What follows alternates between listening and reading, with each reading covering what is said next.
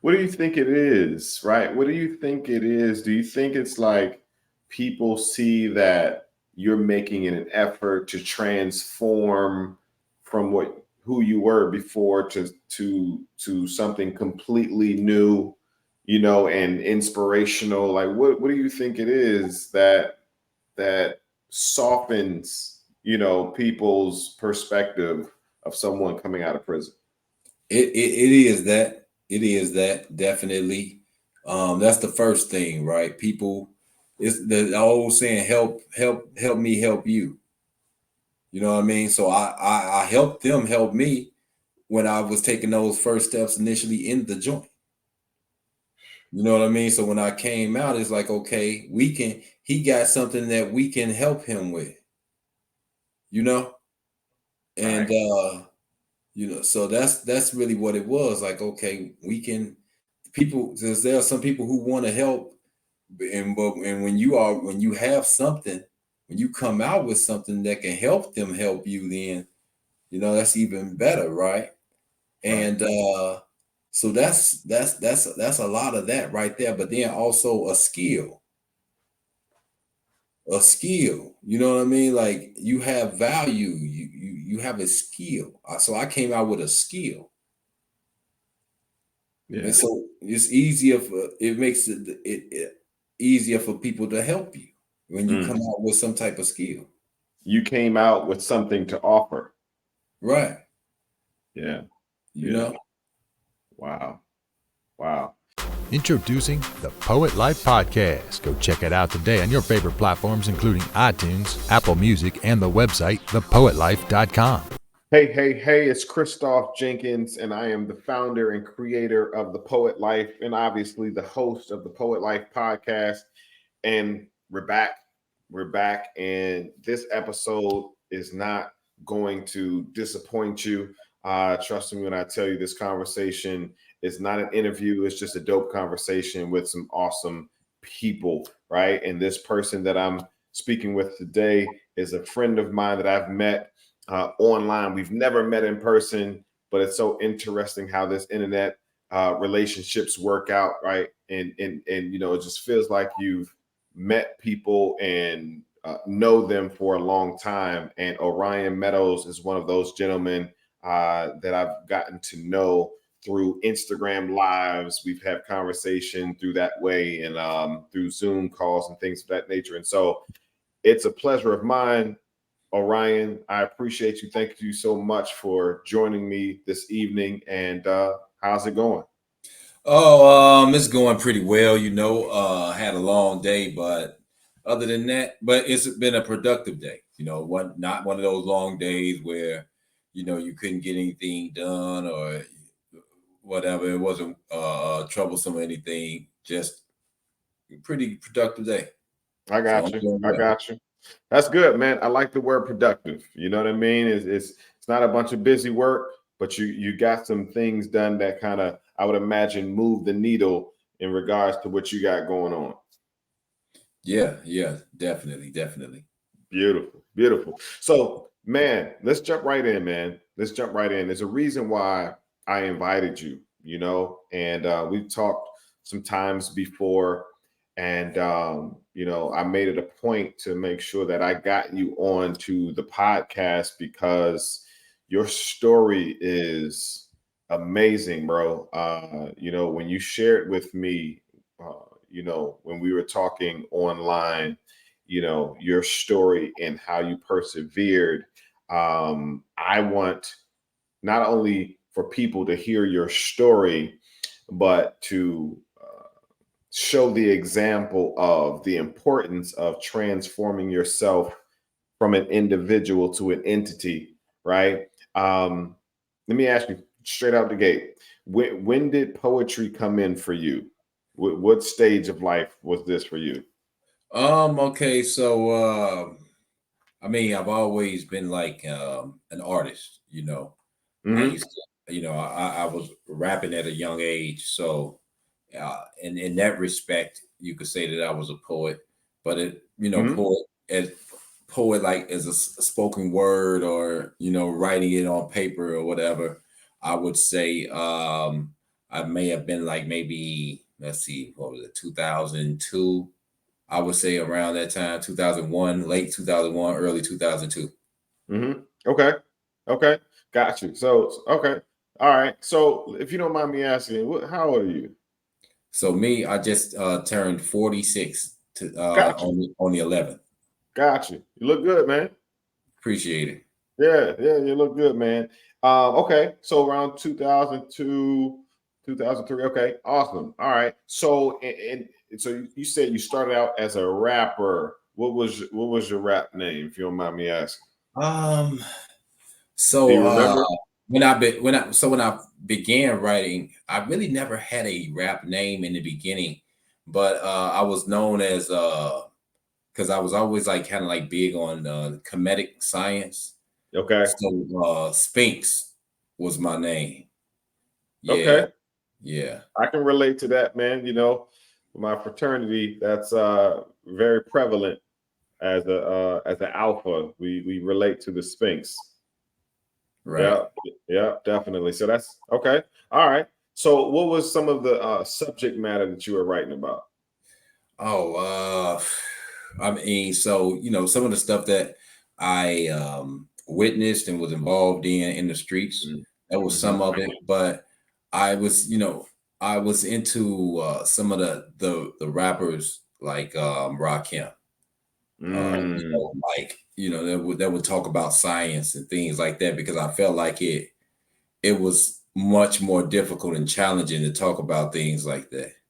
You gotcha. know, What about Wu Tang? Wu Tang too?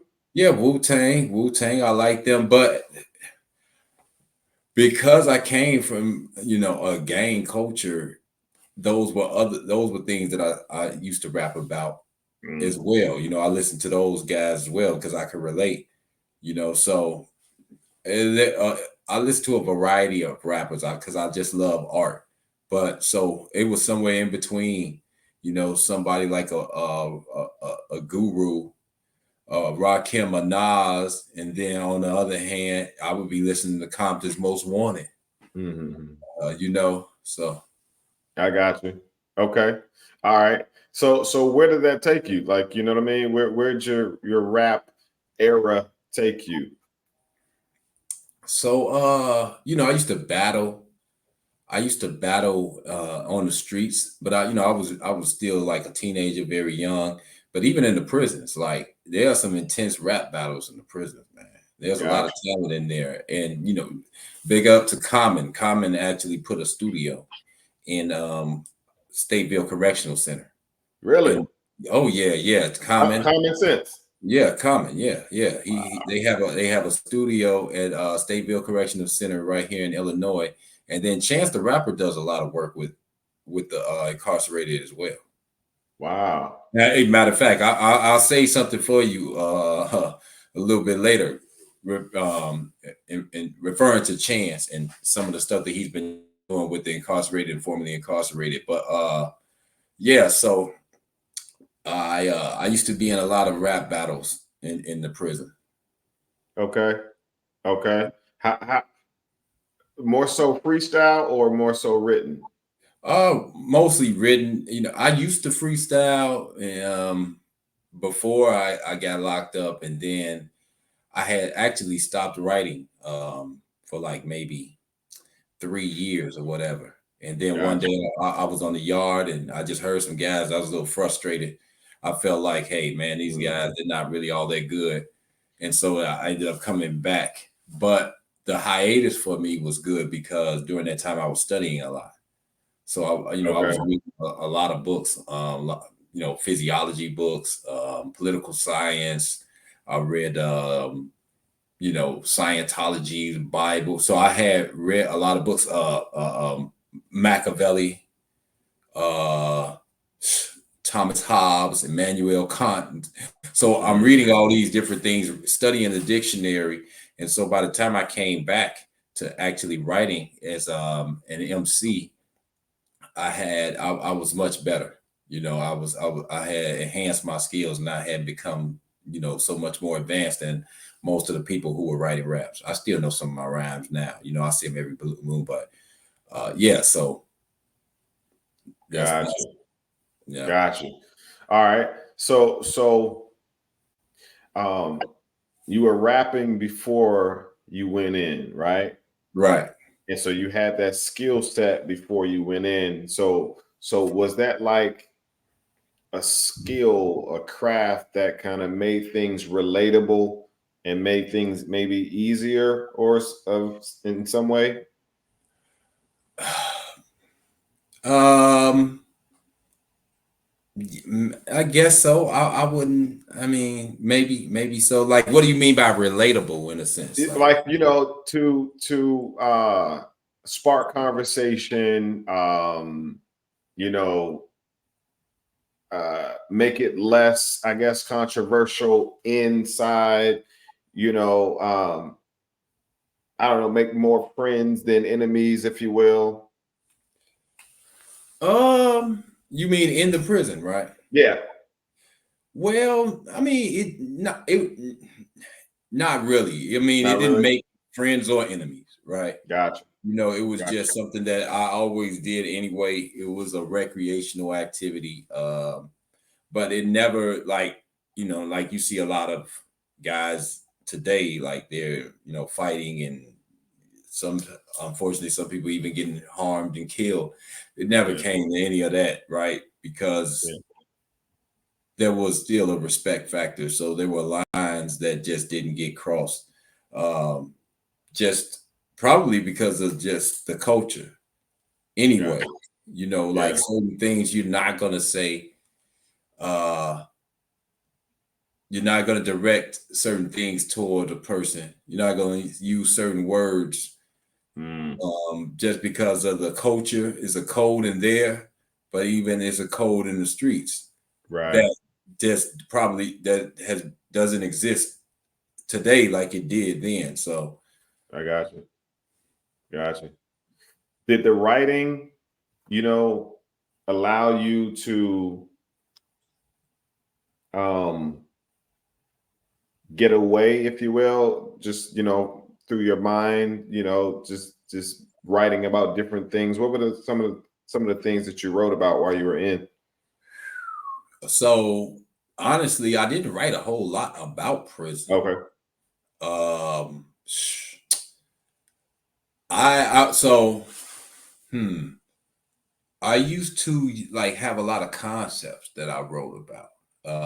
For instance, I remember when there was one time when I told a guy, I said, "Hey man, whatever it is that you think of, right on the top of your head, I'll write it." And so one guy said something like beer maids and bar sluts, right? So I went back and I wrote that, and so just using that title, I had a whole rhyme that was like about different types of alcohol, and that's Okay. the whole rhyme. And I don't know how familiar you are with Spice One, but kind of like he had a song called 187 Proof, and it was all Yeah. about, yeah. So not exactly like that, but yeah, and something similar to that, because he said beer maids and bar, so that was the first thing that I thought of, Gotcha. and I wrote a whole song on that. I wrote one because I was watching Ancient Aliens.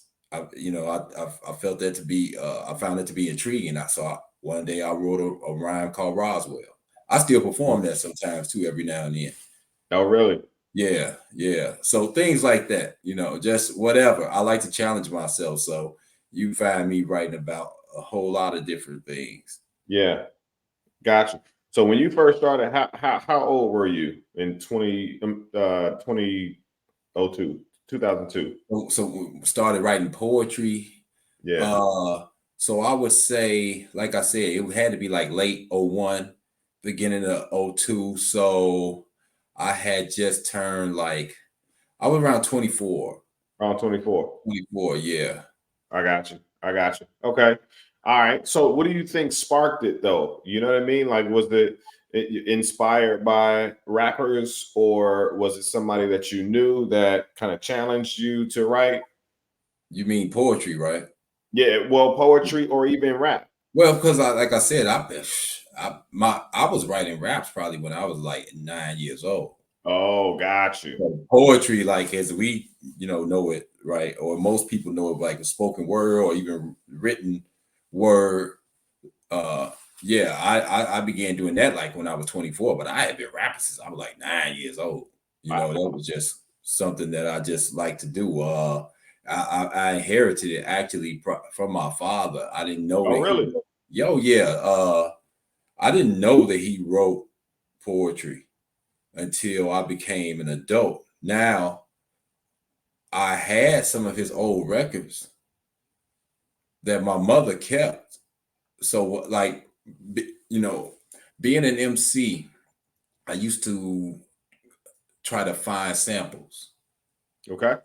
I used to try to find sample, even when I was like 10, 11 years old, 12 years old. So my mother had a lot of old records, and some of those were my father's records.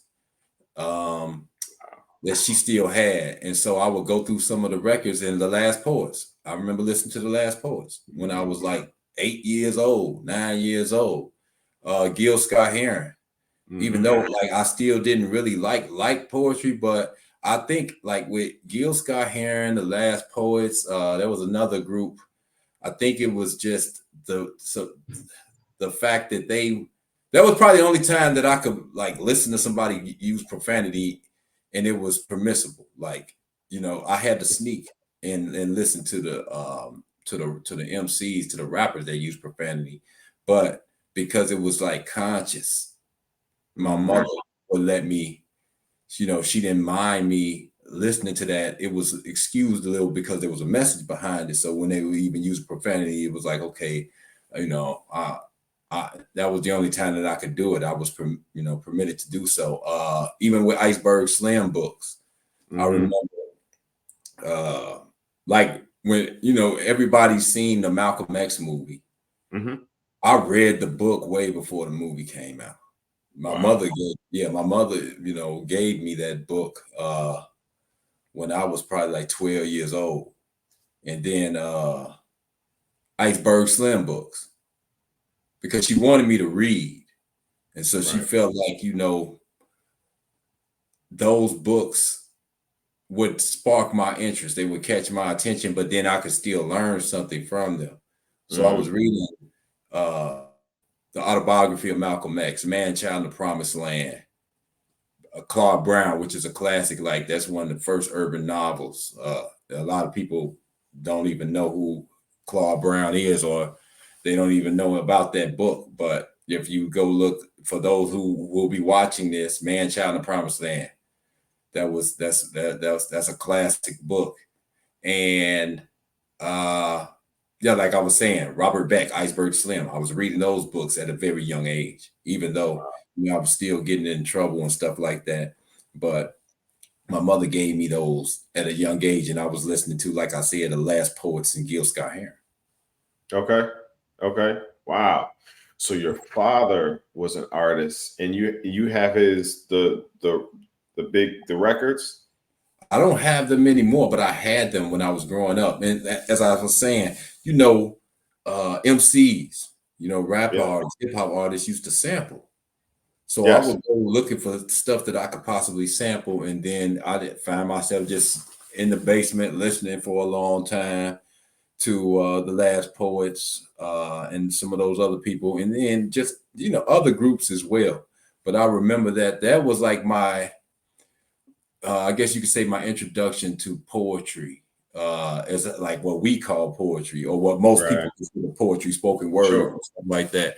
Listening to those guys, but I still didn't I didn't have a passion for that. I was a hip hop baby, so that's what I gravitated towards. I remember when I was like 6, maybe 6 years old, 5 years old, my mother took me. And I didn't quite understand everything that was going on, but my introduction to culture was hip hop. My mother took me to see breaking and what's the other one? Beat Street. Right. I'm older now. I can understand everything that was going on, but it was just cool, the dancing and I remember they had the Django, and they were cussing and all that. That was cool to me, right? They rhyming and they cussing and all of that. And So that was intriguing to me, even though I didn't quite understand the entire message that they were trying to convey through. I can appreciate it now, but my point is that that was my introduction to culture back then. Okay. Okay. Gotcha. Yeah, it's interesting, man. Because you and I have talked, but never really had the opportunity to really get to both of our backstories and things of that nature. So I'm excited to keep on digging and uh, see what inspires what you're writing now. And so around about what time or what year did you actually go in? So so I went in 97, 1997. I went in. It was I was 18 years old. I hadn't turned 19 yet because my birthday's in September, so I was still 18 years old. Got Uh, and well, I was 18. Yeah, I was 18 years old when the actual incident occurred, and then by the time I had gotten locked up, because it was almost a year later for the incident, I had just turned 19. Got you. Yeah, Got you. Okay, got you. So in 2002, you were already in. yeah, I had been in 5 years. Got it. Got you. All right. So in this time span, well, let me ask you, what is the time span? How long were you in? So I did 24 years. 24. Yeah. Got you. Okay, so you went in roughly 18, 19, and you came out roughly around age, because this was last year that you came out, right? 2021, I came home. Got you. February 22nd, 2021. How was that to come out like in the middle of the pandemic? Oh man, it was weird, man. It was weird, and so I was actually going on furloughs, writs, Yeah. and so as I would leave out sometimes, uh, I would see people with masks on and things like that. Right. Just before I had gotten out, but I was, I had to go to the hospital. I was going to the hospital every now and then, and I would see people walking around with masks. Everybody had masks on. It was real weird to me. It was like watching some type of movie. Yeah. It was like Yeah. watching one of those apocalyptic type movies. Right. You Right. know, Yeah. It's interesting you say that, because I saw, I think it was online, and I saw some videos of Asians in Asia. They often wear masks. Even when I moved to South Korea for a year to teach English in 2007, some, not all, but some Koreans wore masks. I'm not sure why, but I I was think just like, SARS, was it SARS? I think that was I something. can't say for sure, man. That was like right after college for me, about 20 years ago, which is wild to me. Not 20, about almost 20. But and I was just like, so when it started to happen here, I was like, wow, this is actually about to happen here. I never would have thought, because you see it on online or see it in movies, like you said. He's like, that would never happen here. Right. You know what I mean? So that was just really interesting to me, man. So, but I remember when we spoke, when you came on screen on Instagram Live and you shared your story a bit. You said that you have been writing all throughout the time that you were in prison. Right. So how much did you write? It fluctuated. There were times when I was just writing. I was a prolific writer, and then there would be phases when I just wouldn't write at all. It was Mm, almost like I had to like load up, like refuel, and so I would be reading a lot, and then I would go through, even like that's just been that was that's been my life. Like I'll write a lot and then I won't write for a long time. But and then I'll get back to writing. Once I start writing, it's like I'm prolific with it when I just pouring out. yeah, profusely. And then yeah, I just won't for whatever reason. And so I wrote a lot in phases. Okay. Okay. All right. So did you ever feel like, I could possibly do something with my writing, or was it more so this is for me, this is an outlet for me to, get things off my mind, off my chest? What was that for you? No, I mean, I've always had the ability to write. I've always known that I could write. So I just always thought about, how could I say this? I thought about just posterity, even, Mhm.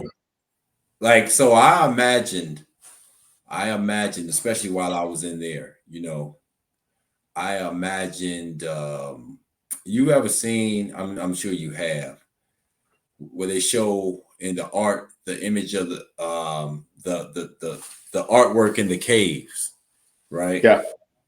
And you seen the one with the handprint, where it's just a handprint in the stone and like in the cave. It's just nothing but a handprint.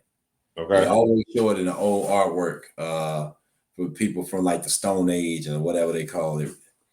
I can't think of the name of the cave right now, but anyway, Hmm. it's just the handprint right there on the cave. And to myself, I thought that that person was just saying that I'm here. We don't know his name or anything, Mm. but we know that he existed, and he wanted you to know that he existed. And that's why he just put his hand. He had the paint, and then he left the Mm. imprint of his hand right there. That was intentional, I believe. And so, even if it wasn't, still, we know that he was here, whoever he was. Right. And so I just thought about that, like, man, I want to be able to leave something behind to say that I existed. Wow. So the reality is, and so when I first went to prison, my out date was 2042. So with that being said, 97 to 2042, that's a long time. You might not make it. So Right. I thought about that, like, okay, um, I know that, I mean, I have an out date because I was in there with a lot of guys that didn't, but that doesn't mean that I'll see it. So I began writing with that on my mind, Mm. with Right. the intent of, this is something that I could leave to the world to show that I existed. Mm. So that's what I was writing for in the beginning. Got it. Got it. Did you ever share it with somebody on the outside in that thought pattern? You know what I mean?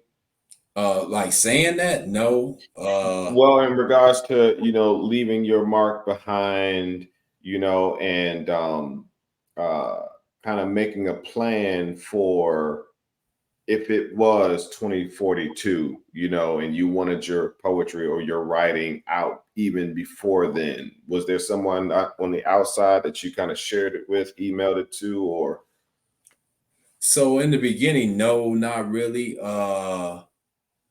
And then what happened was, I think somewhere down the line, I started sending some of my stuff home to my mother once I wanted to get it out. I kind of, Right. now this is even after I had gotten my sentence reduced. So I knew it wasn't going to be 2042 anymore, but still, still not guaranteed to get out of there. Mhm.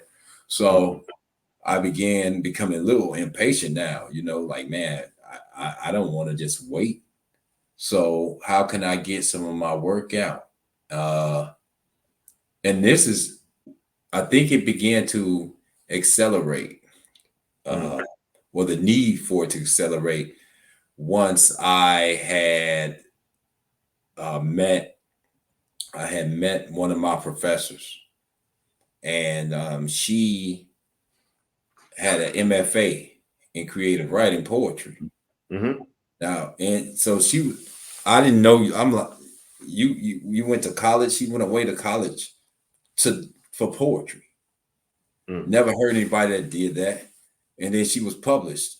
She didn't publish a book, but she had been some of her individual pieces in journals.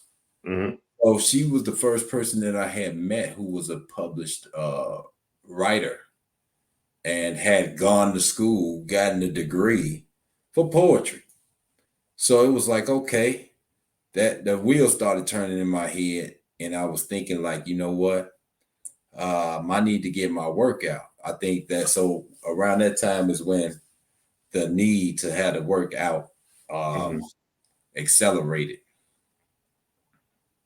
Gotcha. So did she help you with that?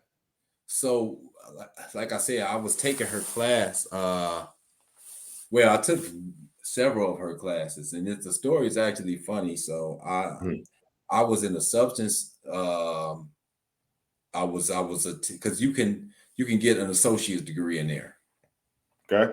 So I had just enrolled at in the college at the penitentiary I was in at the time, and right around that time she had begun teaching there. But I was in a substance abuse course, and one of our one of our one of our assignments was to have a creative arts project Mm-hmm. about substance abuse. So it could have been, you could have wrote a rap, you could have danced it, and whatever, right? And so I had a poem. I had a poem that was basically about substance abuse. Mm. So I was like, well, I don't even have to write this, and I knew it too. So when it was time for me to present, I went up there and I said the poem. And so, shortly after that, this one guy came up to me. He said, "Hey, man, I'm in this creative writing, this poetry class." And so the guy, he got accredited so many days for uh, his grade. So if he passed, let's just say if he passed the course, he got 30 days cut from his sentence. So he said, "I'll pay you to write my poems for me for this class." So I was like, cool, you know. And she was critiquing him though on some of the poems that he was writing. So I'm like, well, let me see. Now this was how. So now, how do I measure up against a person that has actually been published and has gone to school? Yeah. Right. So he's coming back, and I'm seeing some of the grades or critique and stuff like that. And so I'm like, I'm gonna get in this class, man. So after, so what happened was I had written a poem. I remember it, and I might have it somewhere called "The Tea Party," right? Okay. Uh, it was about the Tea Party and how they were, saying and disparaging things about Obama and some of the imagery that they had of him, basically like blackface minstrel type stuff that they were doing back then. So Yeah. that's what it was based on. And I wrote the poem, and he said, the man, he came to me and he said, "Man, I couldn't do it. It would have been wrong to do it, but she actually wanted to get your poem published." And he said, "I couldn't, I told her no." And she was looking kind of weird at me because she's like, "Why wouldn't you want it published?" So then I was like, okay, I'm gonna go ahead and I'm gonna get in the class. Once he leaves, I'm gonna let her know that I was the guy that actually wrote it, but I couldn't divulge that while he was still in prison. So I waited Right. until he came home. I told him, I said, "I'm gonna tell her when you leave." So he left, and then that's when I told her, and then I was taking several of literature related classes because that was, she taught a lot of those. I learned a whole lot. And that's like something that I've learned or that I've noticed since I've been out is that a lot of the poets that are on the open mic scene, like they are not very well learned. Mm. In poetry, the the genre in itself, and in literature. They're good at what they do on the open mic scene, spoken word, but they don't. I'm not saying all, but most of them that I've come across, they're not very well learned or versed in poetry. Mm.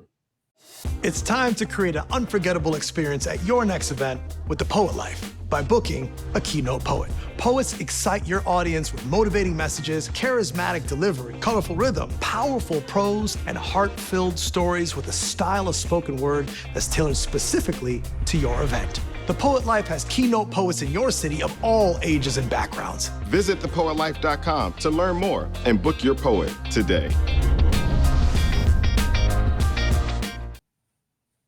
Interesting. So under her tutelage, you learned a lot about the literature of poetry and the different dynamics of poetry and things of that nature. Yeah. Oh yeah, a whole lot. With poetry, but then even just with literature, like I was in an introduction to literature course, humanities through the arts and stuff like that. And so I learned a lot. But I had taught myself too. Because this is how I began writing poetry, right? I was an MC, like I said, and I used to write on the yard. And I remember this one rhyme I was saying as I was walking the yard with this one guy, and I said, beyond the limits of man, my mental expands, it transcends as I meditate on intricate plans, as shrewd as an incumbent, drop jewels in abundance. My mind is a tool that I use like a compass to navigate as I circumvent my foes. Critics covet my lyrics like expensive clothes. I'm like a kiss from a rose, a touch of divinity, like the finest choice wines exported from Italy, like idyllic, so he was like, hey man, you should write poetry. You ever tried that? And I was like, no, not really. He's like, man, you be good at it. Around 5 years in. Right. So then 2 days later, it was about 2 days later, my next door neighbor just out of the blue was like, hey, you think, and it's a totally different guy. He said, man, could you I met this young woman. That ain't what he said, but I'm just gonna say that word, right? He's like, man, I'm trying to bump her. That's the terminology that we use. Yeah. And he's like, I'm trying to bump her, man. You think you could write a poem for me? So I'm like, okay, that's 2 people in 3 days. So I took that as a sign. So whenever, I'm the type of person that if I'm gonna do something, I want to do it well. So I said, I'll do it. And then I went to the library.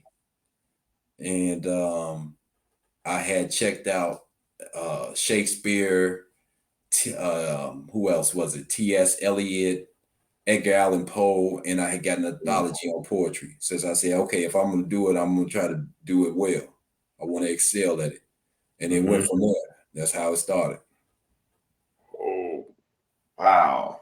So I had already been studying poetry on my own. And then I also had books on contemporary usage of the English language. So I was able to understand the difference between like colloquialisms and, regional dialect, standard, substandard. I knew all that. And so I was reading that and I was practicing that like in my cell. I would sit there and I would practice on on my diction. And my thing was I wanted to be able to not just write, but to speak English on a standard level. So I was practicing that. I was doing all of that like years before. Now I was doing this in 2002. I had studied the dictionary. Like I told you, I had taken off like 3 years before I even began writing raps again. So I was studying the dictionary during that time. Because remember, Autobiography of Malcolm X, I read that when I was 12. So, I went back to my mind like, hey, when Malcolm was locked up, he was reading the dictionary. So read the dictionary, right? Study the dictionary, study words, etymology and stuff. So I had already been doing that. And you got to think about this, right? I'm 19, 20, 21 doing this, right? I am one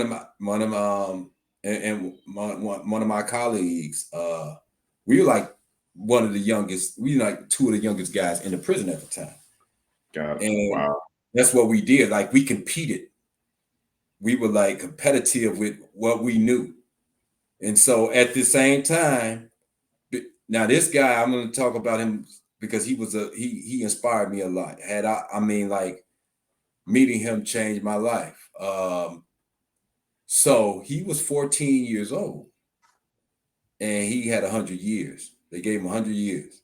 So he had already been in before me. Now, the thing so interesting is that we had come from like the same community, but we were in different gangs. So like he was my op. Right. But he had gotten locked up before me. He's like a year. We only a year separated in age. But by him being locked up when he was 14, had 100 years. He had already been down a while by the time I got there, like a good 5-6 years. And so we were playing basketball, and then we began talking, and we discovered, like, man, we're from the same neighborhood. In fact, we probably would have been trying to kill each other if we would met each other out on the street. But we always played on the basketball court together. And so as we began to talk, that's when we found that besides being from the same neighborhood, we had a love for knowledge, and we used to get in debates and stuff like that. And through him, I ended up being introduced to Felix Mendelssohn, Johann Strauss, Sebastian Bach. He was on that level, Tchaikovsky. And we talking like when I'm an 18, 19-year-old guy. And so I'm getting this from him. We're having these debates on everything from science to religion and politics. And I'm doing all this. Now, this is during a time when I had taken my hiatus from writing raps. Then I get into the raps. And then that's when the guy was like, hey, you should try poetry. So I began studying it for a while. That was 2002 when I began. Late 2001, I'll say. Late 2001, early 2002, I began studying it seriously now. And then 2010 is when I actually ended up getting in that class. Wow. With the professor. So I had already been teaching myself.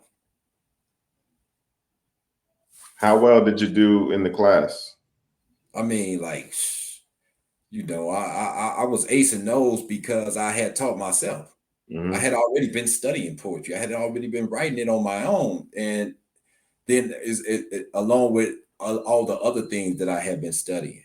Yeah. So it was like I was really like another teacher in the class. Wow. And a lot of times what I did, I remember, and I used to do this intentionally. I used to write poems. My poems would be about the streets because that was what I wanted to do. I wanted to write, how could I say? I wanted to write in this, let's say, like a style of the writers that I had been studying, like a T.S. Eliot, Edgar Allan Poe, but at the same time, talk about stuff that I experienced in the streets. So I'm writing villanelles and sustainers about street stuff. And I know that nobody's doing that, Nobody was, I'm writing poetry in that style and those forms about gang life and culture, drive-bys, stuff like that. I'm selling crap on the corner, and so that's what I was doing at that time. writing that type of poetry, but in that form. Got it. Got it. How far did you go as it relates to the classes in school and education? Did you get the associates or? So what happened was I was actually on the verge of getting my associates, and I ended up getting actually kicked out of the prison I was in. Uh, it was an incident where there was a guy, he was being bullied. And I had to make a choice. Like, man, do I sit here and let this guy get bullied, or do I help him? You know. And so I decided to help him, and I got kicked out of the prison before I could actually get my associates. But I was very close. I was like, I had like 50 something credits. You know, you associates what, like 60, 64. So I was very close to getting it. But like I said, the incident got me removed from that prison, so I was not able to get my associates. But as far as like all the classes and stuff like that, with the literature classes and things, I had a lot of those. So I learned a lot. I learned a lot while I was there. I was very grateful for what I had learned. All the people that came across my life, like I was saying, my my partner, my colleague, he's out now. But they changed the law, where you can't give a juvenile 100 years, but at the time he had it. So he's out now. We talk about that. And so meeting him definitely was a game changer for my life. And then coming across, crossing paths rather with my professor, but even getting kicked out, that actually worked in my favor, because I ended up at a place where I met a few people who have been influential in my life. A woman named Queen Mother Helen Sinclair. She was a contemporary of Dr. Margaret Burroughs. And if no one knows who Dr. Margaret Burroughs is, Dr. Margaret Burroughs taught creative writing in the prisons and the county jail, but she's the founder of the DuSable Museum here in Chicago. Wow. Yeah. And so Queen Mother Helen Sinclair, she was involved in prison outreach. She started like in 1971 up until the pandemic. She just turned 103 this year. She's in Florida now so she and to put everything in perspective, when Martin Luther King came to Chicago, she was older than him. Oh. She was older than Martin Luther King when he came here. So I met her, and this was helped me with my craft. So this was right after Nelson Mandela had died. And I told her, I'm talking about maybe like the same month. And I told her, she came and I said, hey, I'm a poet. I introduced myself to her. I said, I'm a poet. And, I got a poem I like to say. And so then she said that she would think about it. There wasn't enough time that time, but the next time she came, she remembered. Now keep in mind, this woman had to be like 94 then. And she remembered. And she called me up the next time, was like, here's some young man got a poem. So I said the poem, and then I told her, I said, hey, I could do this. I could do this every time you come. I could have a new piece for you every time. And she didn't say anything to me. So I thought like, okay, well, she ain't really into that.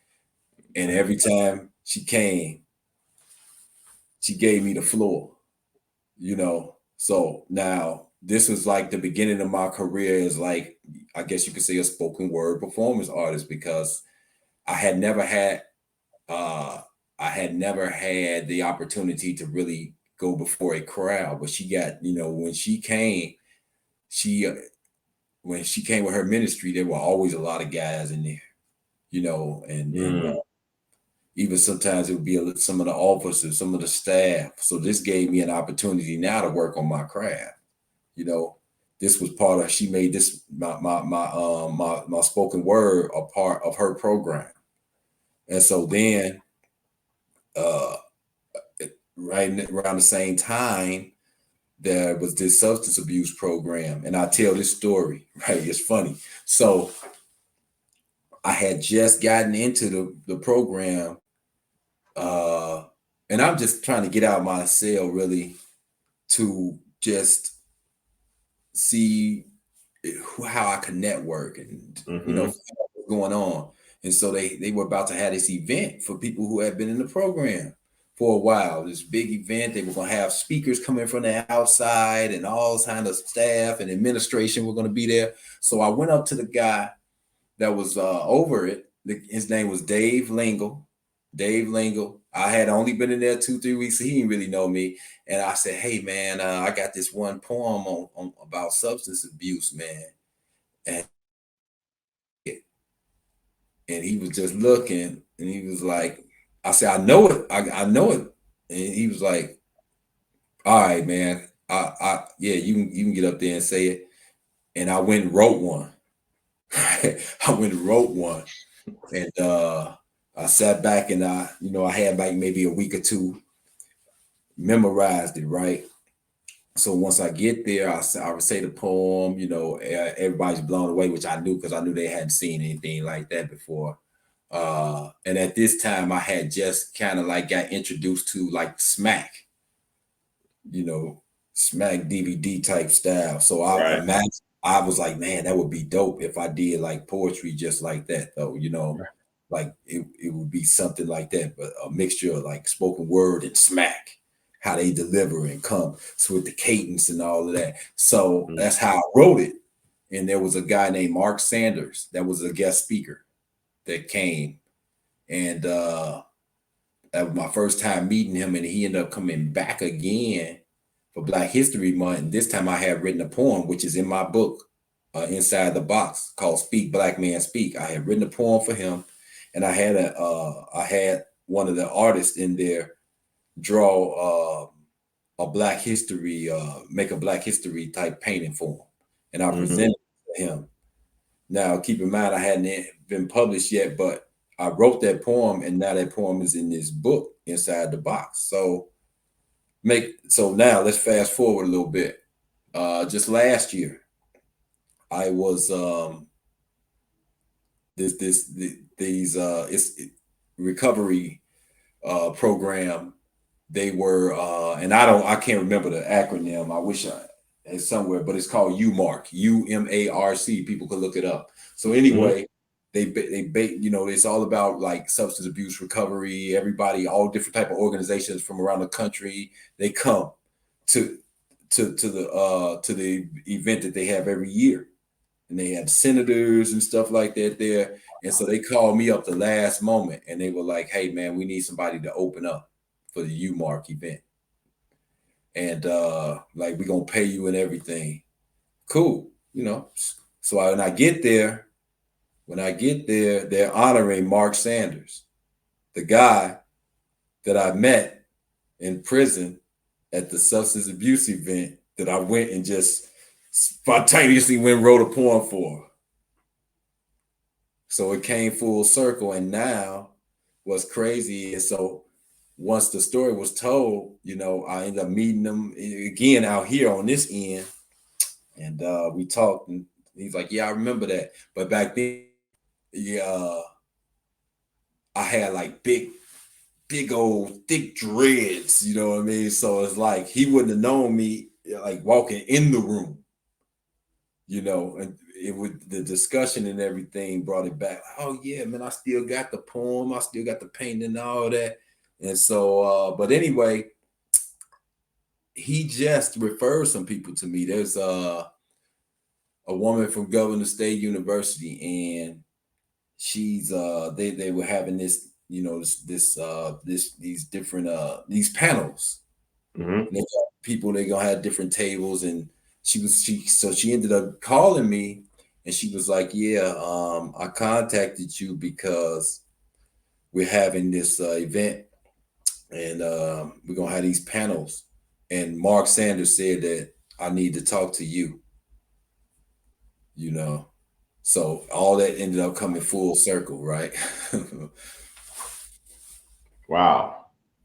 And all of this is in prison. Yeah, well, all of that started, but like the lady this just happened like a week and a half ago. They called me and said, Mark Sanders. Oh, got you. Yeah, she called me Wow. like a week and a half ago, and she was like, "Hey, look, I got something going on October 27th, and we're gonna be talking about like recidivism and all types of other stuff." And Mark Sanders said that this is the guy that you need to talk to, because remember, as I was saying, just going back a little bit, last year, matter of fact, last September, because September is recovery month. Right. Last September, the UMark was having the event for recovery month, and they called me last minute and said, "Hey, we need somebody to open up." And when I get there, they're like, "We'll pay you and whatever," right? It was like maybe 2 days notice. So when I get there, they're honoring Mark Sanders, the guy at the substance abuse event that in the joint. When I said that, hey, I got a poem just to try to go to the weird synchronicity of things. This happened last year when I come there. I don't know this. Once I get there, I see, oh wow, they were honoring Mark Sanders. That's crazy. So now I Wow. want to see him, and then we ended up meeting, and then they brought me back this year to open up for recovery month, pay me. But then like I said, about a week and a half ago, a woman, Dr. West, calls me and she's like, "Hey, we having such and such October 27th. I was wondering if you would like to participate." And Mark Sanders said that I should call you. Wow. Wow. Okay. So a little step back for a minute. When you found out that you would be getting out, when you got out, did you start making a plan for what you would do with your poetry? Yeah. So all the time while I was in there, so around a little bit around the time when let's say 2011, 12, I used to watch the History Channel a lot, and I saw that you could actually copyright through MP3.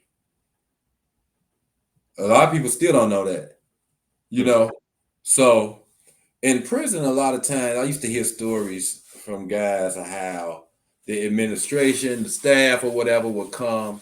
They would be writing books and stuff like that. They would confiscate their books, and they mysteriously get lost. Right. That used to happen a lot. Guys like, "Man, I wrote this book, man. I was working on this and that, or I had legal work and all that." And they was like come and shake their cells down, search it, and see if it was like illegal. They were, whatever the case may be. And then it's lost all of a sudden, right? So I was like, okay. When I saw that you could copyright through MP3, I was like, man, there's no need for me to be calling on the phone just to talk and hey and this and that. How you doing? What's going on out there? I could spend time on these phone calls recording my poetry, and then so that it could be sent to the Library of Congress through MP3, through audio, right? So that's what I was doing. Every time I was getting on the phone, hey, I started out, how you doing? Hey, I love you. Well, okay, the phone call 30 minutes. Okay, we got 25 more minutes. Let's go. Right? Who was recording it? So my mother was recording it. So I had amassed a lot of it, and I ended up sending it out and getting the copyright for a lot of my poetry. Matter of fact, I named one of them. It was called "Live from the Hell Mouth." That was the title of it. And because I was basically like a hell mouth I had seen, because I watched History Channel a lot, and that was like some type of concept that they had for like a gate to hell or whatever. And it was this big image of a blue type of demon type figure, that looked real gruesome, and they called it a hell mouth. And so I was just like, man, that looks like the actual image you like it, like if you had could create an image of what isolation is, and how it's just a bunch of noise and just chaotic and people being terrorized. I said they would be the hell mouth. So those I named it that, Live from the Hell Mouth, and then I ended up getting it the copyright for it. Now this is what's crazy was that, and I always look at things as a sign of what's to come or could potentially happen in your life. So because I had got the copyright through audio, a record label actually reached out to me because I was a recording artist, because it was audio, so I guess they have something where like if whoever, like when the new recording artist or whatever, they get a list of them, and then it reached out to me, and so that just encouraged me, and then I was sending out my CDs. I had my mom sending out some of my CDs to places, and this one place, I can't remember the name of the place, but they actually paid me, made a donation to me even then. So that gave me a lot, that encouraged me a lot, like, what, I'm doing the right thing for me to even get this, right? Even though I declined the offer because the record company wasn't really, they like, I didn't, I looked at some of the artists and I'm like, well, that's not really, my lane, but it just showed me the possibilities by me putting myself out there. Yeah. Wow. And so you're seeing the value of poetry while you're in prison. Right. Yeah. I saw it while I was in there. And then I was putting it on a website called Prisons Foundation. I came across a guy that I don't even know how it really began, man, but I began talking to him, and he was like, yeah, it's this place called Prisons Foundation. And I said, that's another way for me to preserve it, preserve my work, and so the Prison Foundation, they actually would publish your work on their website, and you would get the copyright for free. So you could do one publication a year. But if you decided that you wanted to get subsequent ones, then you would have to pay $65 for each subsequent one. But you get one free every year. But if you did any others between that 12-month cycle, you had to pay $65 for it. And a couple of them I still paid the $65 for because I felt like it was worth it. Sure. Right. And so I had so much stuff amassed. I had poetry that I had written, and then I had actually some artwork, and some of it is in my book, actually, The Rose That Grew Through the Barbed Wire. But I was getting that stuff published, and then I was actually like talking other guys into, hey, listen, man, I'll pay you, put this poetry in your name, and send it out to the place, and then because I knew once I got out, I could just go and get it off the website. So that's what I was doing. I was putting a whole bunch of stuff on their website to preserve it. So once I got out, I could just come out and get it. And that's what I did. And that's how I ended up with a lot of this stuff that I got right now that I have published. So yeah, that was the value of that. And there was something else that I was going to say that where I saw the value. But yeah, I was seeing it while so I got published, right? I got published. So I met a guy, and he's the second person that I met that had gotten published, right? He had his own urban novels and stuff like that. And he saw me on the yard, and he was like, hey man, I heard your poems, man. I want you to write and be in my book. Now he had already had the manuscript. He already had the manuscript together. He was about to send it out. He said, man, I was just about to send this out, but I want to put a halt to this because I would like for you to contribute to my book. Right. And so I read it. It's actually called You Are Not Alone. It's on Amazon right now. You Are Not Alone by Nala, Nahlah. And so I said, well, send me the manuscript. Let me read it. And so it was basically about trying to see if I got it somewhere in my office. I may have it in another room, but as I would show it to you. So anyway, I'm reading some of the stories in there because the concept was basically stories about that young people experience growing up, like being bullied, maybe want to commit suicide. You know what I mean? So I was like, man, this is pretty cool, man, and it's a good cause. I said, you know what, man, I'll do it. I'll do it. And I said, if it blows up, I said, listen, I do it. And if it blows up, let's just say, and I was just thinking like along the lines, like if it goes into, let's say, and sell 500,000 copies or 1 million copies, man, just pay me $1 off each book that's sold. I'm like, if it blow up, if not, cool, it's still a good cause and it's a writing exercise. So I wrote the title poem and I wrote like 8 or 9 other poems that are in that book. And so that I was published in that, and that actually helped me once I ended up, now I'm getting closer to getting released now. And I saw the value in creative writing program. So what I did was I came to one of the wardens at the prison. I may have had like maybe 3 years left, if that, 2 years left, 2.5.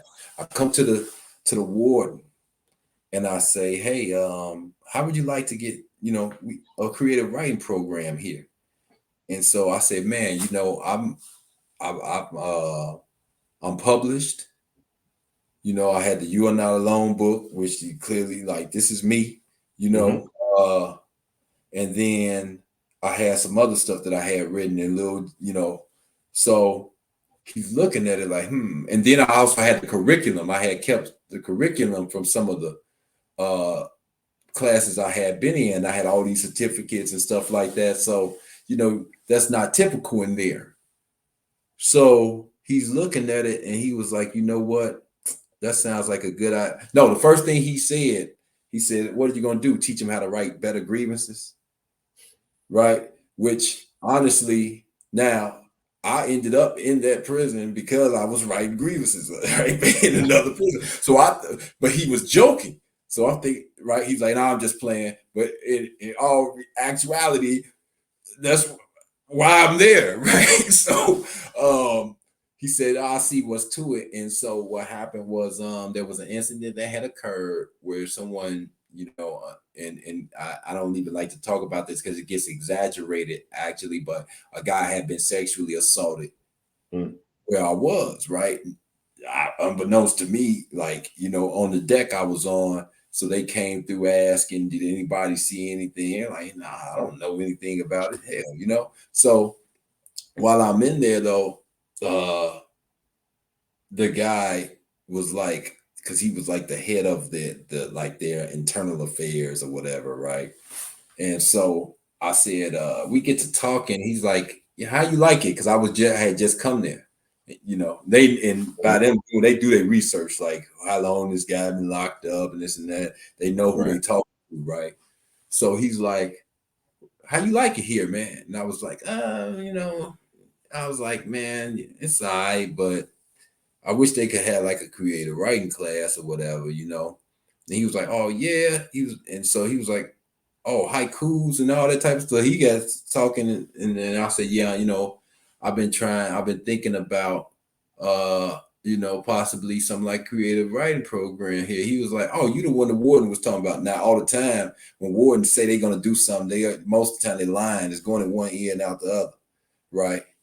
And so he was like, man, you know what, man? I'm not gonna lie to you, man. Usually stuff like that go in one ear and out the other. He was like, so you made it a long way just for him to even come to me and ask me about something like that. So we started having dialogue about it. And then he was like, yeah, you know what, man? My daughters and stuff like this type of stuff. And so I said, well, hey, I'm gonna I've been talking to the counselors about trying to get it done. And he was like, can I use profanity? Is it okay if I use profanity on here? I don't want to. Now let's keep it clean if we can. Okay, so he was like, he say, man, F the counselor. He's like, I'm the man. If it can't nothing can happen without me. So bring it to me. F the counselor. Yeah. So I handed him the curriculum. I let him see my publication, blah, blah, blah. And so he said, you know what, man? So I had another meeting with him about it. And I recited one of my poems. And he was like, man, how you learn how to do all that? So anyway, he said, you know what, man, I'm going to help you get this done because I'm about to retire. Wow. And so he gave me like 4 days. He's like, write me up something so that I can hand it over to the warden and we could send it down to spring, whatever. Write it up. And then he said, I want to help you. I'm gonna help you get this done because I'm about to retire. He's like, and the next person that comes not gonna care. I'm just gonna tell you that right now. And he said, and plus, I want my legacy. I don't want my legacy to just be beating guys up and taking them to segregation. So I want to go out doing something good, and I'm gonna help you get this done. And that's what happened. I got to create, a creative writing program started there, and they put me on their Facebook. The Illinois Department of Corrections put me on their Facebook with that. Wow. That's amazing, man. That is amazing. So now in 2021, you're out, you are transitioning, you're getting reacclimated 24 years later, and it's in the center of the pandemic, right? Are you trying to find a job? Are you trying to pursue poetry? What's that look like for you? Okay, so I kind of, like I said, I somewhat had a plan. Like, I had my poems on the website, so that was the first thing, right? It's going to that website, getting my stuff off. Now, a lot of people don't know this. We were getting stimulus checks in there. Like people was getting it in out here. We got them in there. So the first stimulus check I got while I was in there. So I saved my money, and I was already saving some of my money anyway. So give you a little background. My mother had been saving up money for me and stuff like that for when I came home. So, it was like pulling teeth though. So I was like, hey, how much you got saved for me? Which I know she still didn't tell me the whole thing, right? So I said, okay, well, look, why don't you give me half of that? Trust me with half of that. And it was hard. It was hard doing that. So she sent it to me finally. So what I did was I started purchasing art from some of the prisoners in there that were doing art, right? I still got it right now. I still got some of that art right now. It's over there, I think. So anyway, I was doing that, and then I was commissioning them. Like some of the stuff that's in my rose that grew through the barbed wire, I was telling them like, look, this is what I see in my mind's eye. I want you to do this. I'm gonna pay you, and I'm gonna put your name, in the publication. I'm gonna give you credit for it, right? Because what I wanted to do was I wanted to depict our everyday experience, our environment, the stuff that we see, and blah blah blah, and bring it out here to the public, right, through art. So that's what I was doing. I already saw in my mind's eye that I was going to come out, like when I was speaking, presenting, or whatever, I was going to have a prison art gallery with me, right? I even to the point of where I got the pen. It's probably somewhere else, but like we had real little pens and like little toothbrushes that we used to use like this big. Mm-hmm. So I brought all that stuff home just so it could be part of the gallery. Like, look, this is what prison life is. Here's the art that these guys did.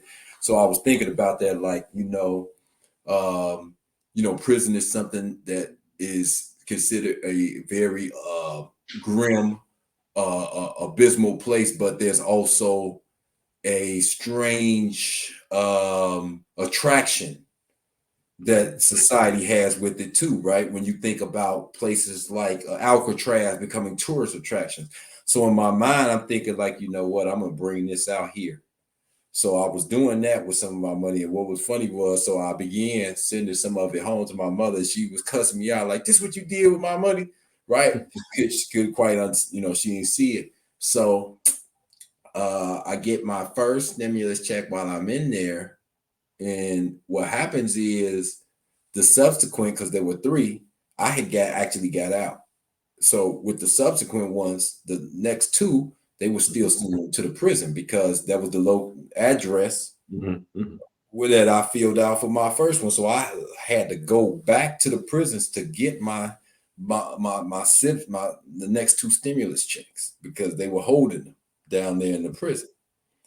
So when I got that, I began. First thing I did was take the stuff down from Prisons Foundation, and then I got my books published because I said to myself, right? I said, okay, I'm a spoken word artist. I gotta have something tangible.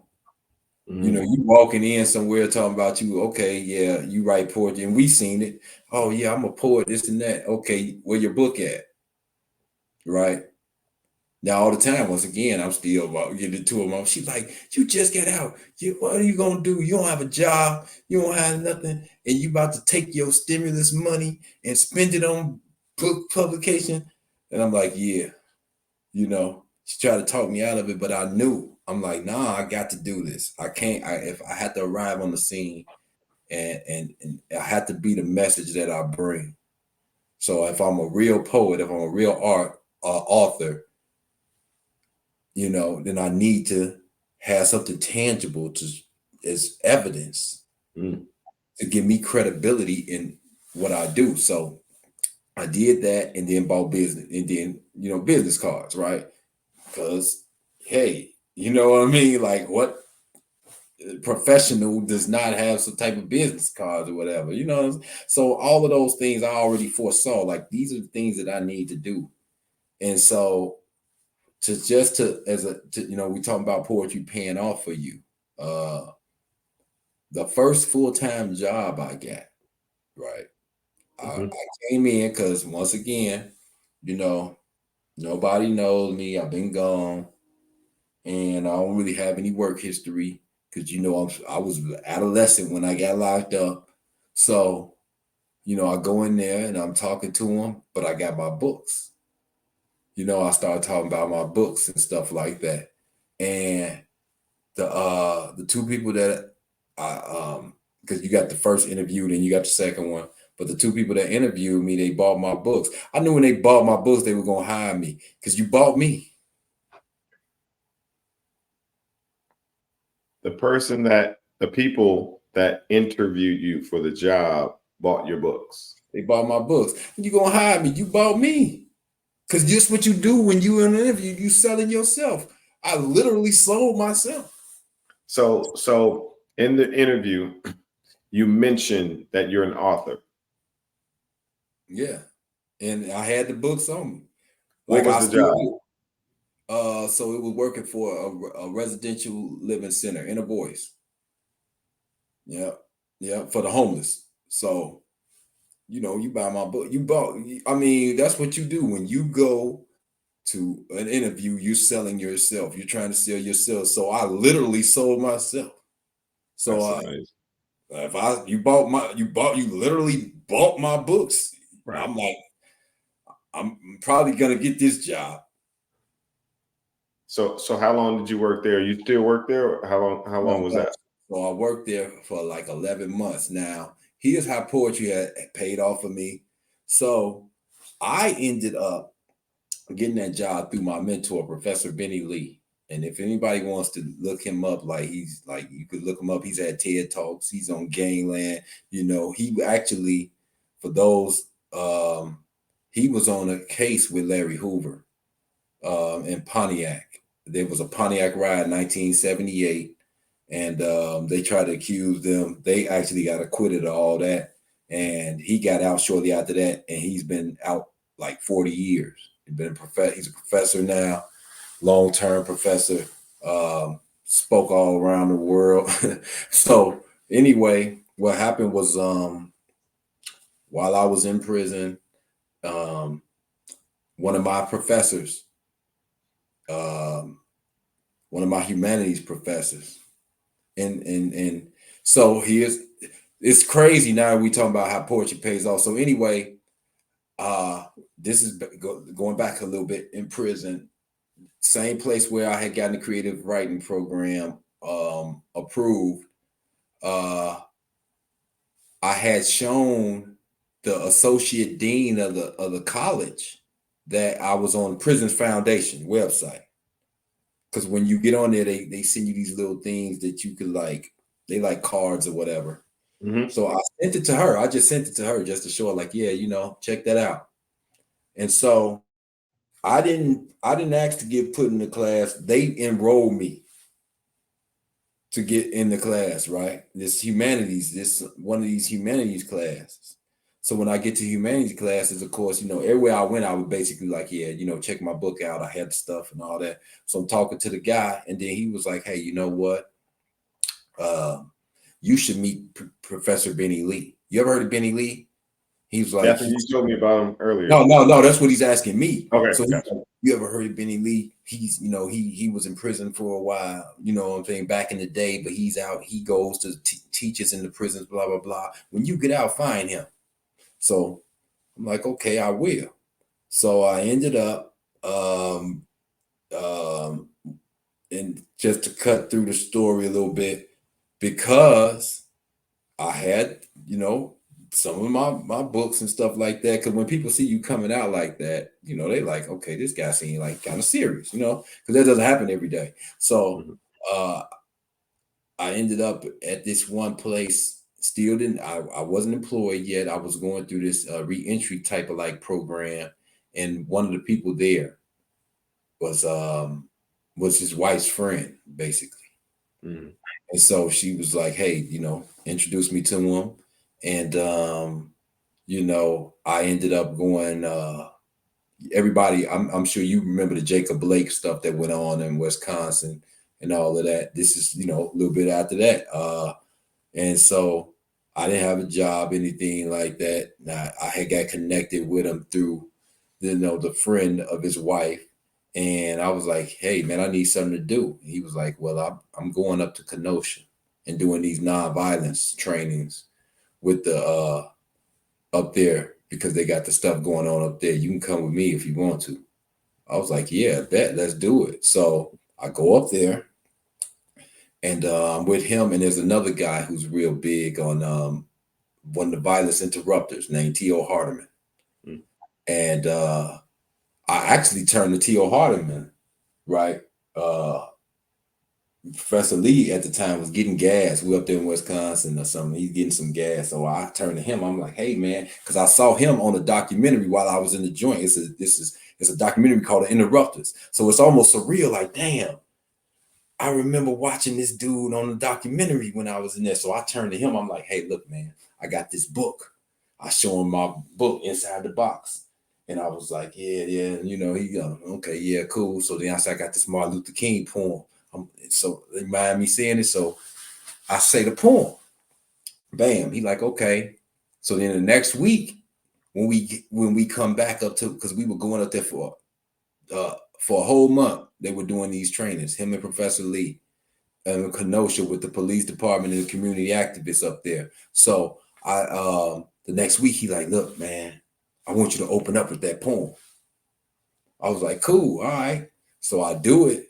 And then that was like, officers started buying my books, right? I was laughing because I said, man, now you got to think, I'm only 2 months out now. I'm only 2-3 months out the joint.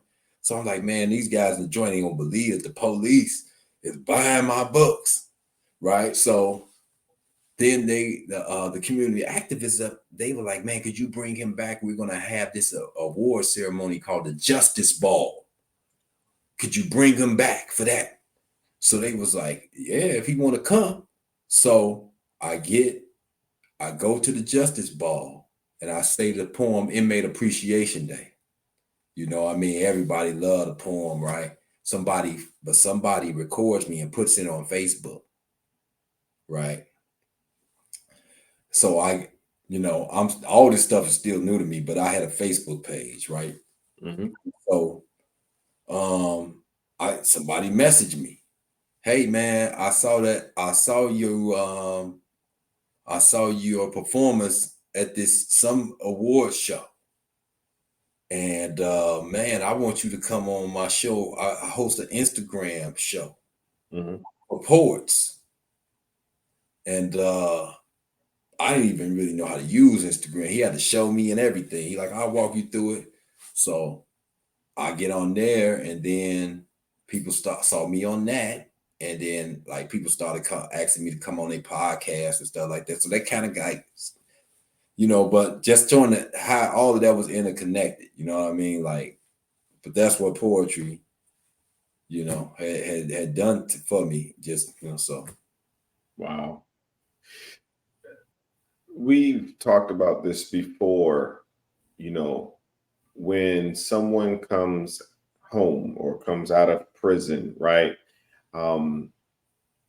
There's a stigma about the person or stereotype, right? And it's and for those persons, it's hard to get a job, and because you're seen as a felon and things of that nature. How do you see the difference between you as a person who came out of prison, but you're a poet, as opposed to a person that came out of prison that is a person just trying to find a job? Like, do you feel the difference between the two? Yeah, man, listen, man, like all the stuff I've been able to do, I wouldn't have been able to do if I wasn't a poet. Plain and simple, you know what I mean? Period. I know this is a fact. I've been, being a poet has opened doors for, man, look, all the stuff I already told you, right? And then, so, because right now I'm the president of my student organization at Northeastern Illinois University. So I get out and I'm like, man, I'm going to go to college. You know what I'm saying? I'm going to finish. I'm going to go ahead. I already had a bunch of credits anyway. So I'm like, okay, I'm going to get enrolled in school. And I get enrolled in the University Without Walls at Northeastern Illinois University. So I'm talking to him and I tell him, hey, I got these books that I published.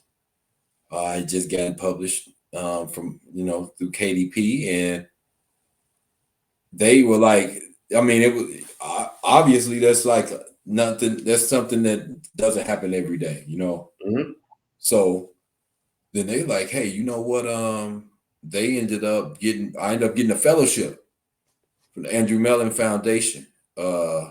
They put me in for it so that I could be part of what we call PNAP, the Prison Neighborhoods Arts and Education Project. And they even helped me. They with my book release for The Roads That Grew Through the Barbed Wire and everything. So yeah, that got that going for me. And then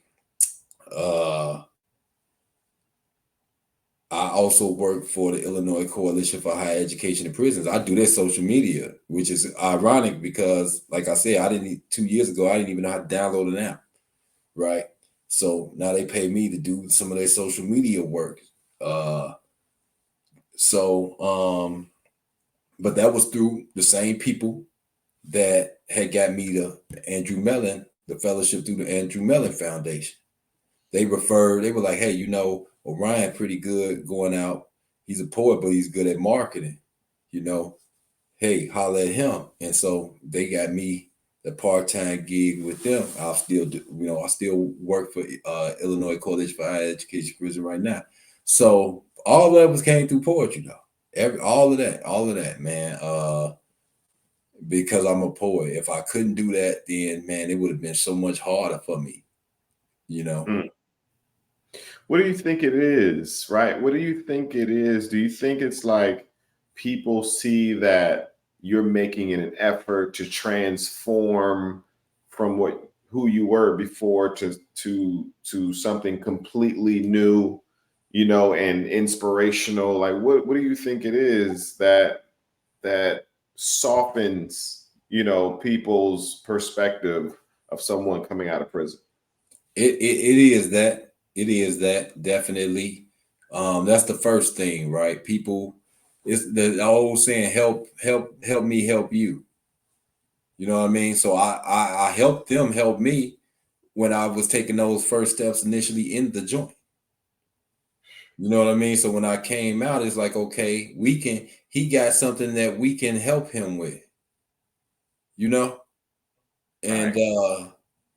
so that's really what it was. Like, okay, we can people, since there are some people who want to help, and when you have something, when you come out with something that can help them help you, then that's even better, right? Right. And so that's a lot of that right there. But then also a skill, you know what I mean? Like, you have value, you have a skill. So I came out with a skill. Yeah. And so it makes it easier for people to help you when you come Mm. out with some type of skill.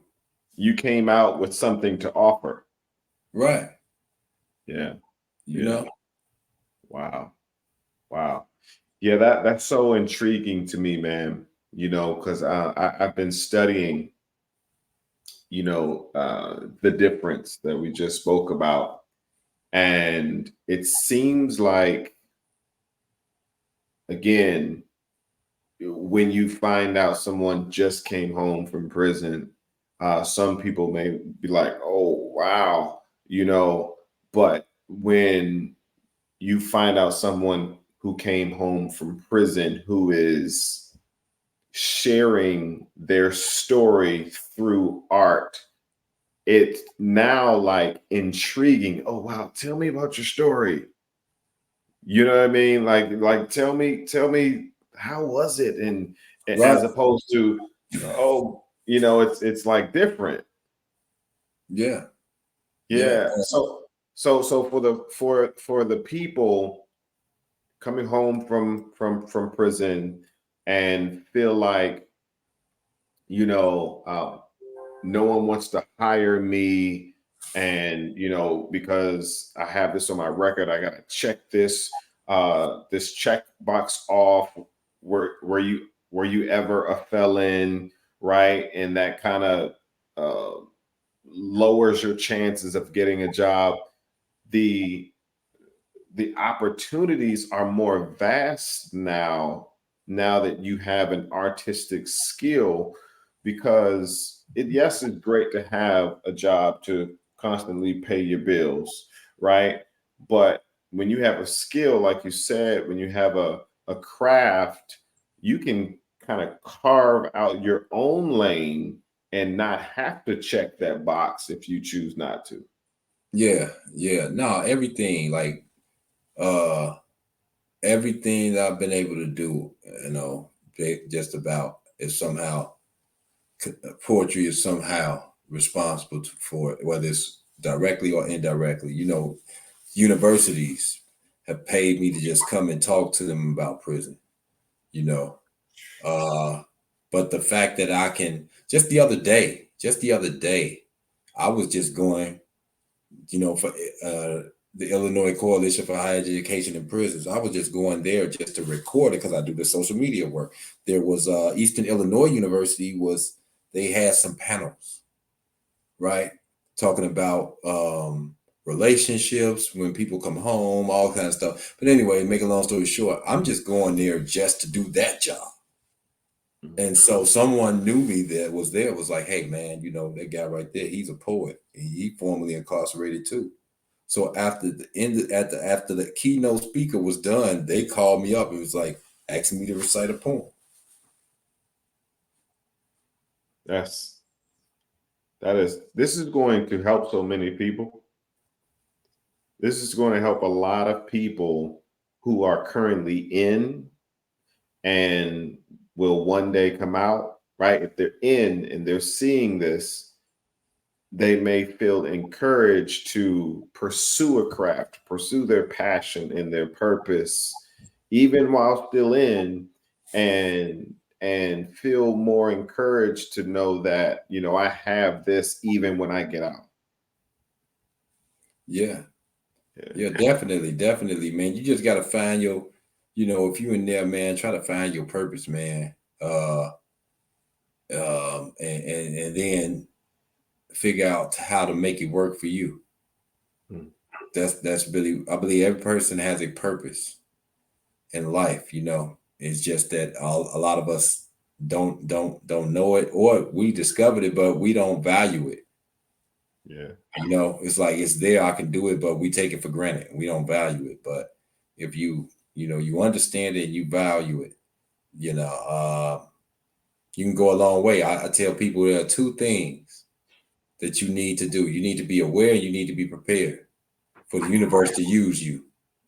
Because if you're not aware, then something can be right there, but you can't take advantage of it, right? Because you're unconscious. The opportunity could be right there around you, but you don't have the awareness. And then also, if you're not prepared, so here's an opportunity that comes, but you're not prepared, then you can't, you're not going to be able to thrive or take advantage of it. So you have to be aware and you have to be prepared. So you came out prepared. Yeah. Even for like in a sense of, because you got to think about this. This is still the unknown, right? So it's like, it ain't like I could just like, you preparing for something that is coming at you, but being ready, being ready. So it was like, no, I couldn't have known everything that was like, the whole world was totally different, right? But just, I was ready though. But being prepared, man, it's one of those things, man. And so, like I said, or ready, necessarily. Ready. Mm-hmm. So like, because all these things, can you imagine how the world had changed so much? Like there was no YouTube, no Facebook, none of those things. So it's that, the readiness. And then, but also the determination, the willingness. Like for instance, I ran into a guy and he saw me, so they were doing something for the guys in the prison. They were filming, they were doing the poetry reading, but none of the people that were, doing it, like they were advocates of, prison reform and things like that, but none of them had been in prison. And so, I was the only one that had actually been in prison out of all the people who was doing poetry. So I was like, hey, I want to say a poem. I ended up saying my Pontiac poem because I knew it would resonate, but also like I was one of them. They could see themselves in a sense, right? So so afterwards, one guy approached me and he was like, man, because he talked to me and he was like, he found out that I had, published 3 books. I was doing all these other things. And so he was inquiring about how to do certain things on social media and this and that. And so, and even some of the other things that I had been doing. So I asked him how long he had been out. I'm thinking, he had been out maybe 3-4 years. The man had been out since like 2004. So I'm like, I ain't saying it to him. I'm like, dude, you've been out. Like, well, I've learned this in 2 years, less than 2 years, really. And you've been out here all this time and you're asking me. Is what I'm thinking in my mind. So it was like, what was stopping you? So it's the also the determination. Like I knew no matter what, and not to say there's still some things that I don't totally know how to do. I learn new stuff every day. But my point being that I knew that it was necessary for me to learn this stuff if I wanted to do the stuff that I'm doing, being a spoken word artist, being an author, going out and trying to sell myself and have a business and things like that. I had to learn this stuff, and I've labored hours and hours. I remember when I was I was trying to submit my narrative application for my school. Man, I probably punched the wrong button like 8 times and just deleted stuff. And it was frustrating. I wanted to take the laptop and throw it and break it and everything. So I had to go through all that, right? But I knew, hey, listen, man, if this is what you want, then you have to learn this. So you have to have that too. Mm. Yeah. Yeah. Are you willing to put in the work? You have to. And some of the so what I don't, because it's been a while since we really had a time talk. So I can say within the last 2 months, right? Because I remember I was supposed to mention this when we were talking about Common and Chance. So I did get a chance to last year.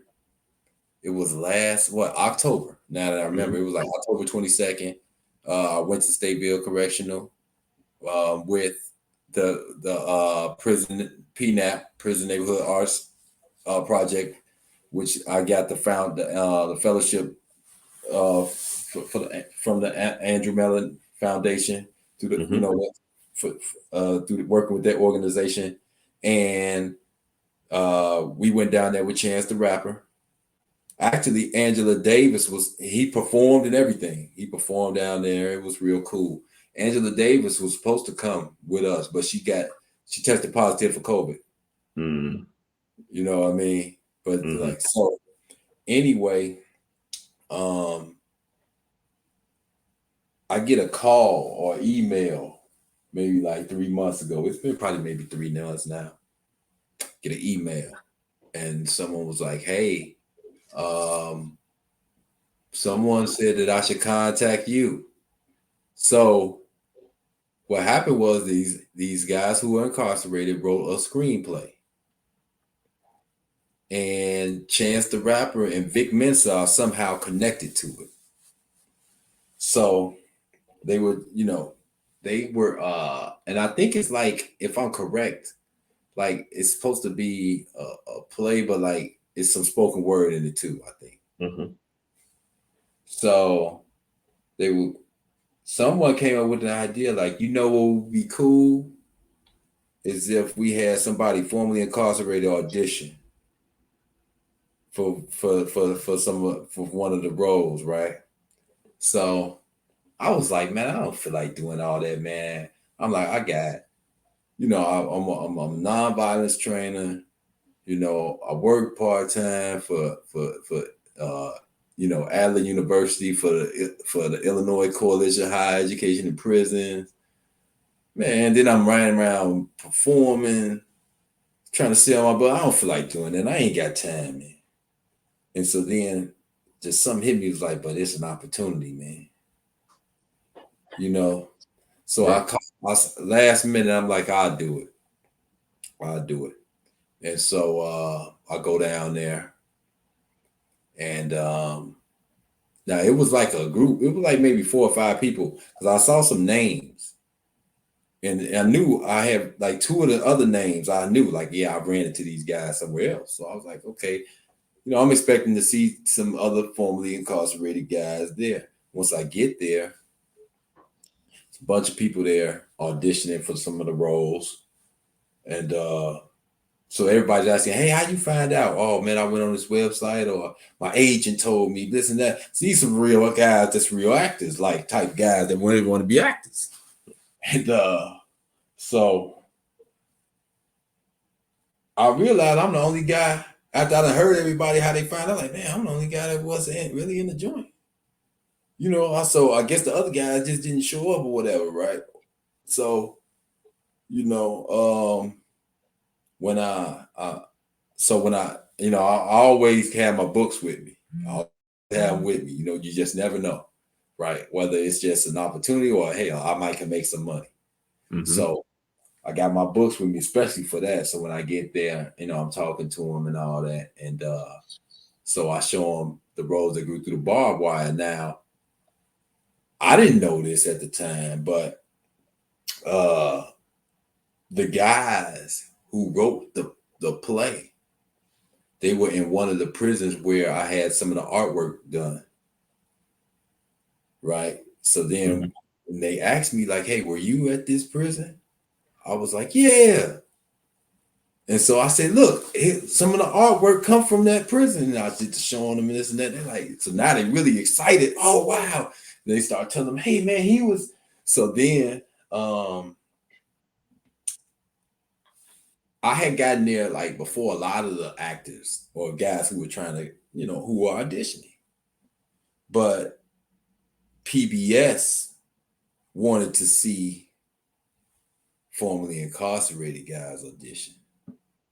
So they like people from PBS ain't here yet. They like, how long can you stay, man? I was like, man, I'm here, man. So they start pushing the rest of the guys up. Y'all go on in and like you go. They say you stay back because we waiting on PBS. So I was sitting back, and then they finally they finally come. You know what I mean?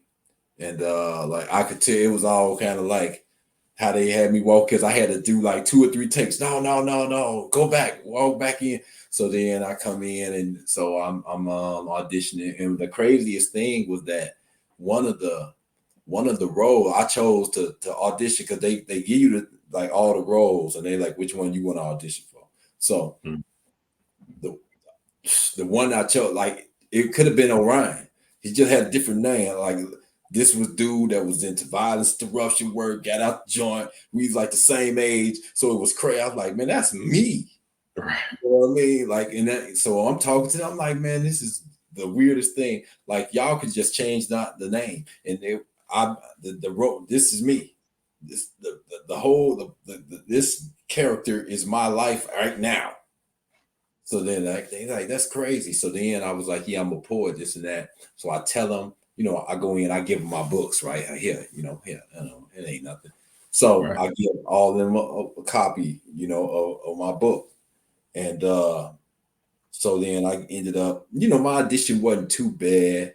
Could have been better, but it wasn't too bad. Like I heard some of the other ones that supposed to really been actors, and I was like, I did better than some of them guys. So because as a poet, when you perform, I'm a performance artist, so I do a little of that anyway. I understand cadence and intonation and things like that. So I think I did pretty, but I could have done better, because it was kind of short notice. And so anyway, I was about to just leave, and they were like, hey, don't you got a poem? I was like, yeah, if y'all really want me to say it. So I did the poem, right? And, I kind of saw their reaction like, okay, well, I could tell that they were impressed by the poem. They liked the poem, but if nothing else, I'm on PBS. If I don't even get right, that's still, I got exposure.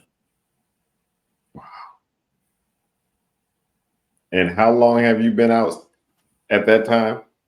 So this just happened like 3 months ago, maybe at the most.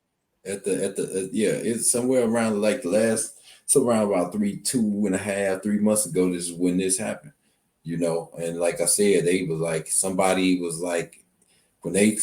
came up with the idea, wouldn't it be cool if we got somebody formerly incarcerated, since the guys who wrote it are incarcerated, and it may have been one of the guys in the joint, like, man, can't y'all find somebody to one of the eyes to do? So then they were like, let's do it then. And then they were like, hey, your name came up. So, that's how, yeah. And you've only been home for a little over the 2.5 years. Yeah. And you have 3 published books. 3 publications, yeah. You work for universities and a list of accomplishments since you've been home. Yeah. Tomorrow, I gotta go and perform. Well, it's today now, but I got So when I just went to speak at the UMark event again, because they called me back this year, and so I spoke there, and like I said, they have speakers and people coming in from all around the country for that stuff. It's pretty big, and people walked up to me right after that, like, "Hey, man, I want you to come down. I got this event, this and that, and we pay you this and that." So today rather, later on today, I got a gig that I got to go show up to. How do you feel, man? How do you feel how your life has turned out to be?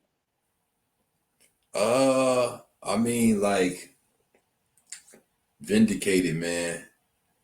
You know, and just to say that, you know, just so many things have happened. You know, I was called up to Wisconsin, Milwaukee, Wisconsin, and you know, because some of the work that I do, you know, dealing with nonviolence and reentry and stuff like that, community activists up there. As a matter of fact, they called for Professor Benny Lee. He couldn't go, so he was like, "I'm gonna send Orion," you know. And what happened was there was a man that was murdered at a gas station, and somehow the owner was foul play, and the owner of the place, you know, was involved.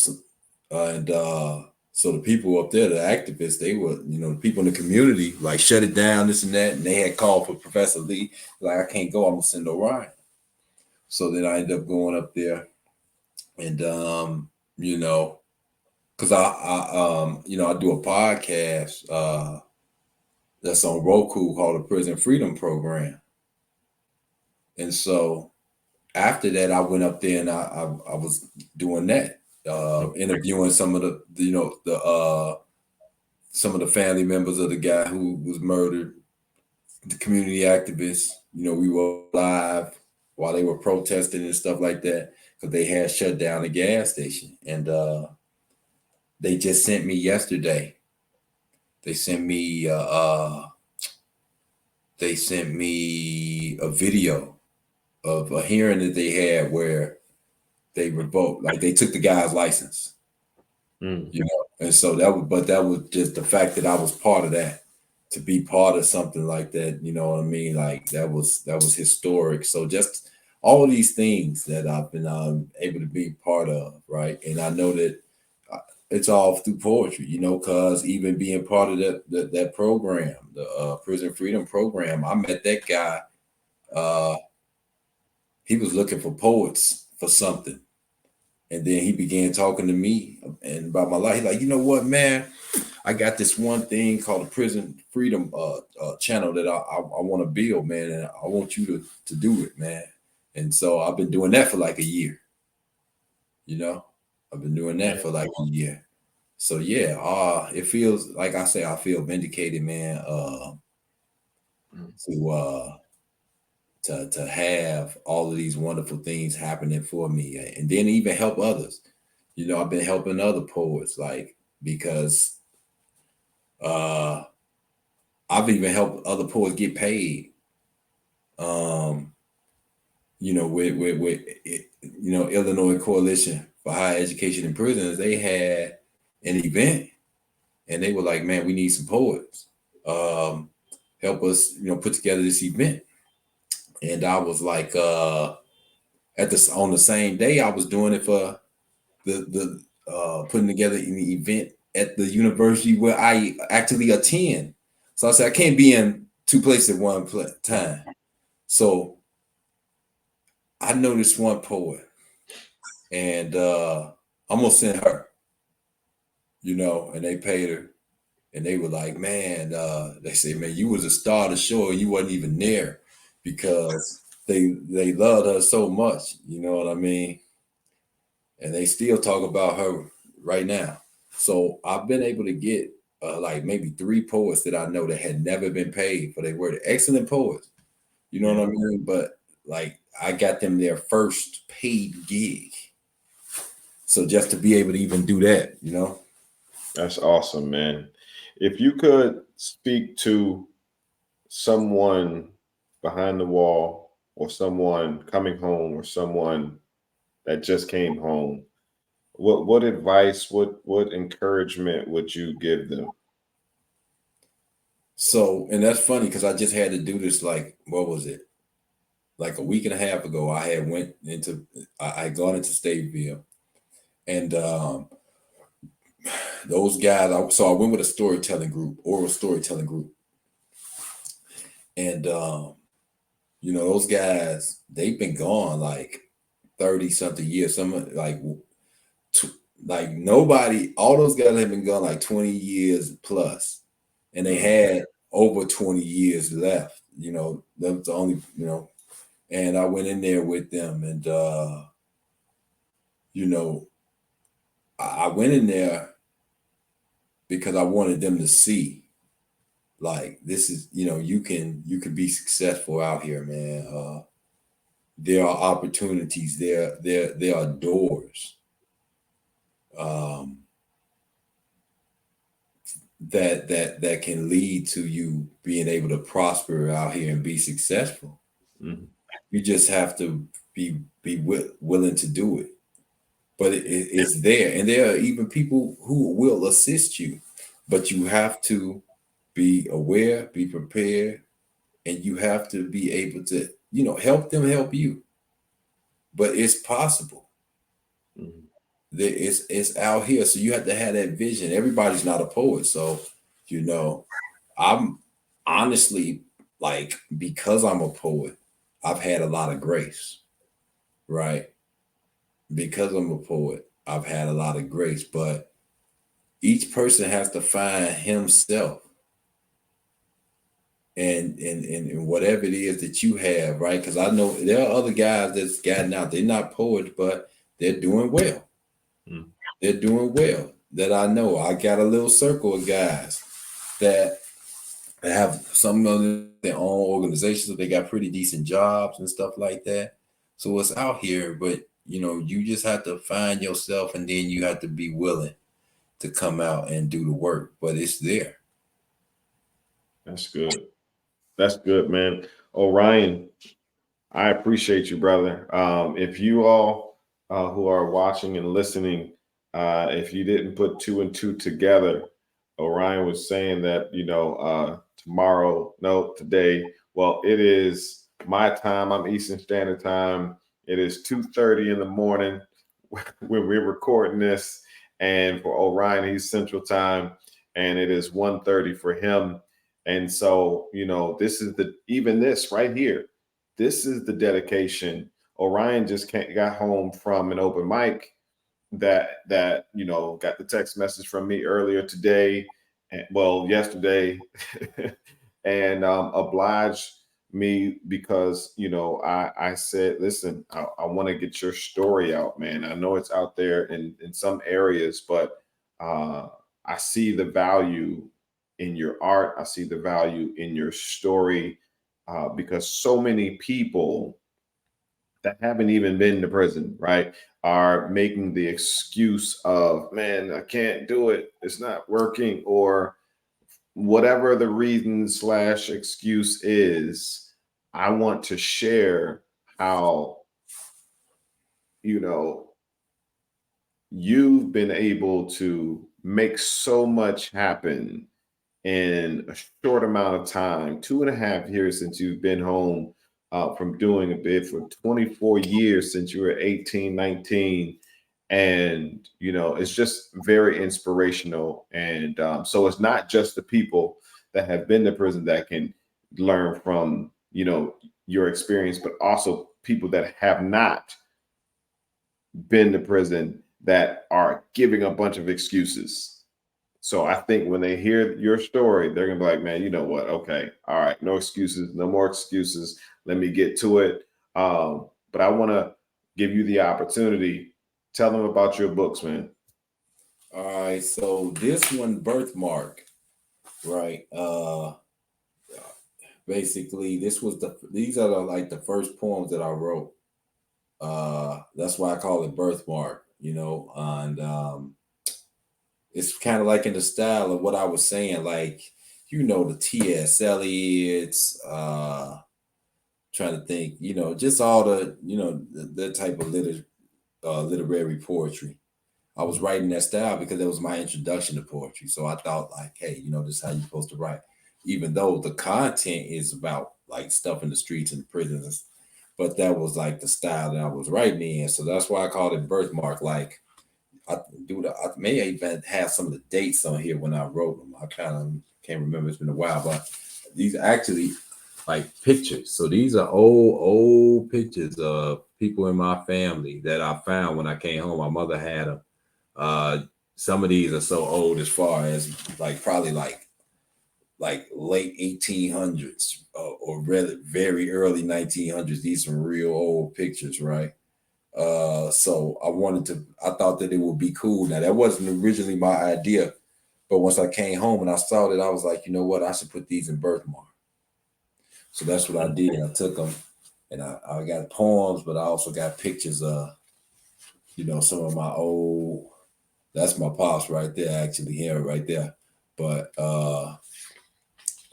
people in my family and some of these people I've never even seen, like this is my great grandfather's mama right here. Never seen her, but so these some real, old pictures. So that's the whole concept behind that. Honoring my ancestors and talking about my birth. Like, when we talk about creation stories, that was the whole concept in my mind with that, And then here's Inside the Box. So these are later. So now all these are kind of like from 2002 to like maybe 2009, you know what I mean? And then like later, so now Inside the Box,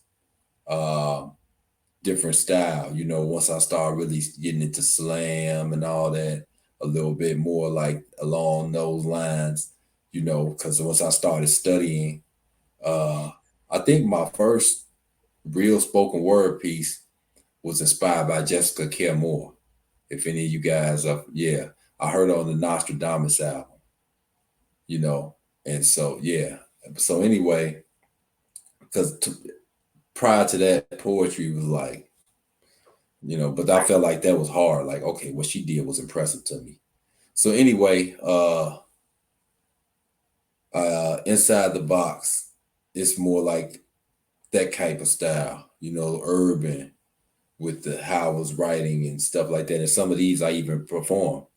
Some of these I perform, like the Pontiac one is in here. The one that I was talking about for Mark Sanders, it's in this one and so forth, right? So some of the pieces I perform right now in here. And then The Rose That Grew Through the Barbed Wire. This is the one I was telling you about, right? So it has poems in here, but it also has the artwork where I was like, so this one, let me see. Okay, can you see it? I know it's a little glare. There we go. So this was like the yard, but what I did was, because I like to play with concepts, like the Easter Island. If you ever seen the Easter Island statues, they're watchers. So I approached the guy, I said, hey, I want you to like draw the yard, but I want you to turn the actual towers, that part into, oh no, I'm over here. This part of the tower, I want it to look like the Easter Island statue because they're watchers. So just playing with that whole idea, the watchtower is actually the Easter Island watchers. And an officer tried to write me up and say that I was trying to escape for having that. And the warden had to stop him from doing it. Just type of stuff that they do, you know what I mean? So yeah, I got that. And some of this stuff, like I say, I wanted to depict what was in the prisons. And, so I had a guy, actually, this is a grievance form. And I had him write, playing with the concept, like when you grieve, right? So the grievance form, for those of you who don't know what that is, anytime like you feel like you've been done an injustice, you file a grievance. So then I play with the idea, like when you grieve, it's a heart. That's why I say, hey man, I want you to draw a heart on that real grievance form. And then you can see like the emoji of the tears. So we playing with the concept of grieving. On the grievance form, you got the heart and you got the emoji of the tears. So, I threw that at him and he came back with it. And then this one, right? So you can see, let me try to get it where it's not there. There it goes. So that's a breakfast. I mean, that's a tray, a food tray, right? But it's a haiku right here in this part of it. Mm-hmm. So I have him write the haiku. This experience is very hard to swallow. Reality, jail.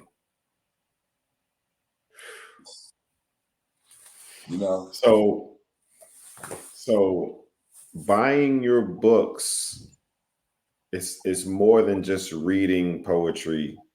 It is basically you've created an experience in all of your books. Right. Like almost all the senses. Right. Wow. Where can they find your books, man? I mean, like, obviously I sell them, but for a person that can't, you can go on Amazon, but like people, if you're in Chicago area, I prefer you buy them from me, obviously. You know what I mean? But if you can't, I still will get a percentage of it, but it's just not the same when you're dealing with, but they are on Amazon. You can find them there. Gotcha. Where can they find you? Yeah, so I'm in Chicago, Illinois. So if you're in the Chicago area, or if you travel to Chicago, whatever, you got family members that might can even get in contact with me, and I'm all over the city because I work, but I travel because I'm doing a lot of speaking engagements and performing and stuff like that. So it's not hard to really, find me. You get my Instagram is up there. You can contact me through that and Facebook and stuff like that. And if you're in the Chicago area, I can locate you. So if you are here or you have a family member, I can get it to them that way.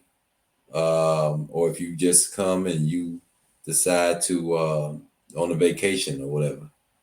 Gotcha.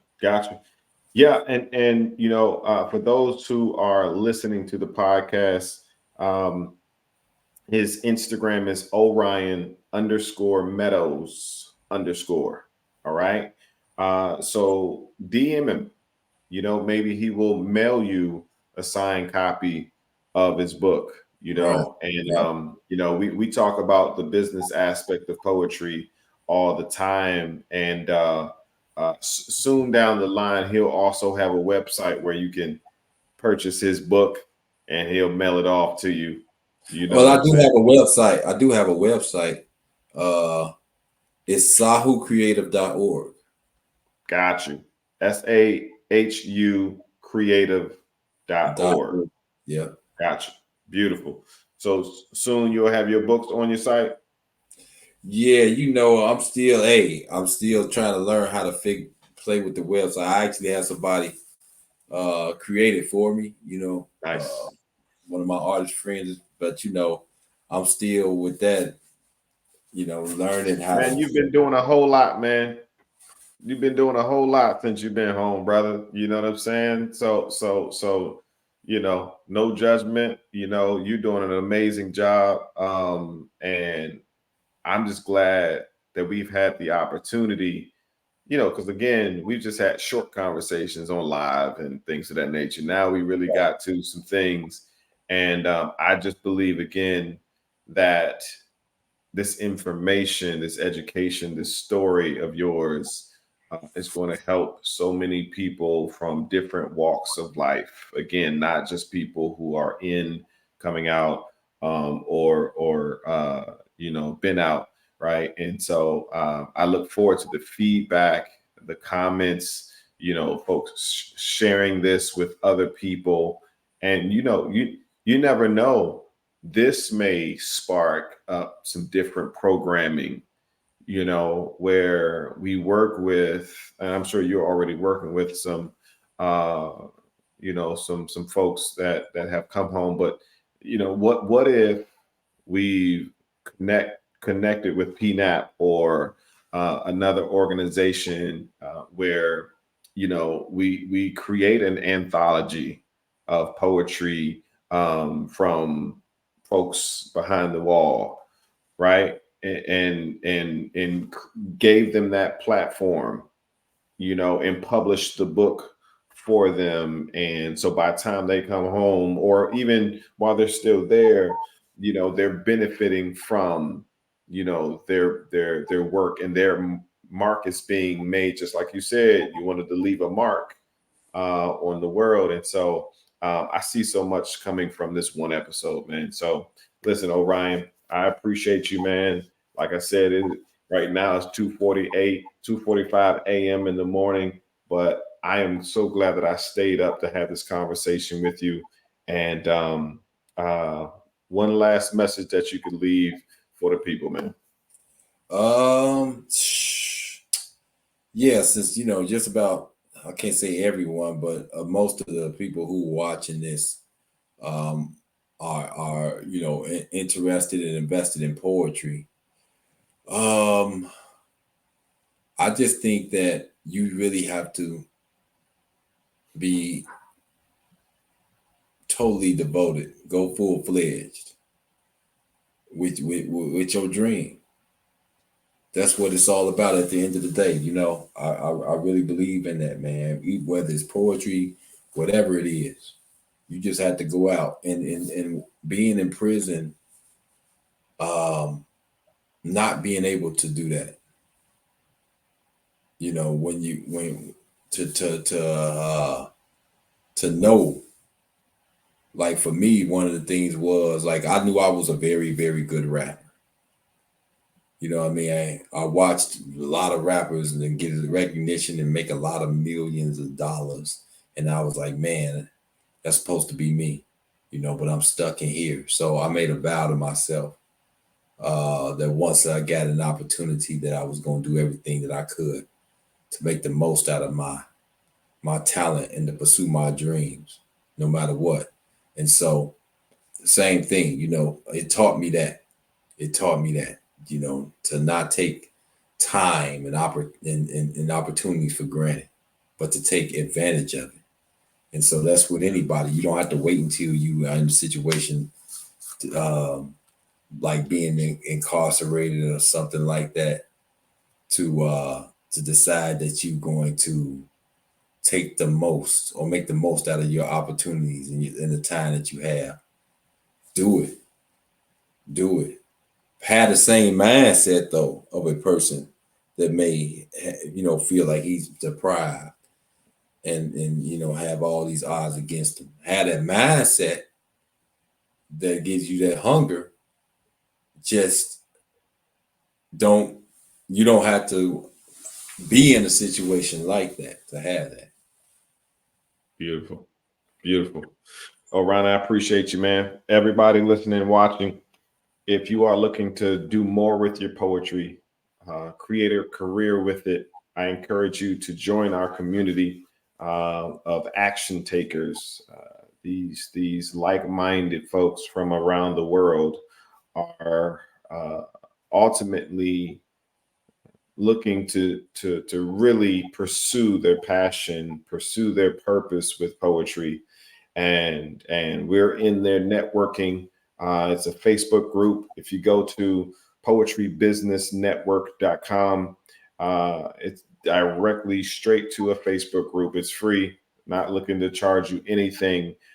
We just want to connect you to a community that is also trying to help you. So if you need more information about the Poet Life, go to thepoetlife.com, but find us anywhere and everywhere on social media at The Poet Life. I am Christoph Jenkins, and this is The Poet Life, and it's the Poet Life podcast. Y'all have an awesome day, night, evening, with whatever part of the day it is. But for us, we going to sleep. All right. I appreciate y'all. Y'all have an awesome day. Orion, appreciate you, bro. Yep, same here, man. Appreciate you too, man. My man.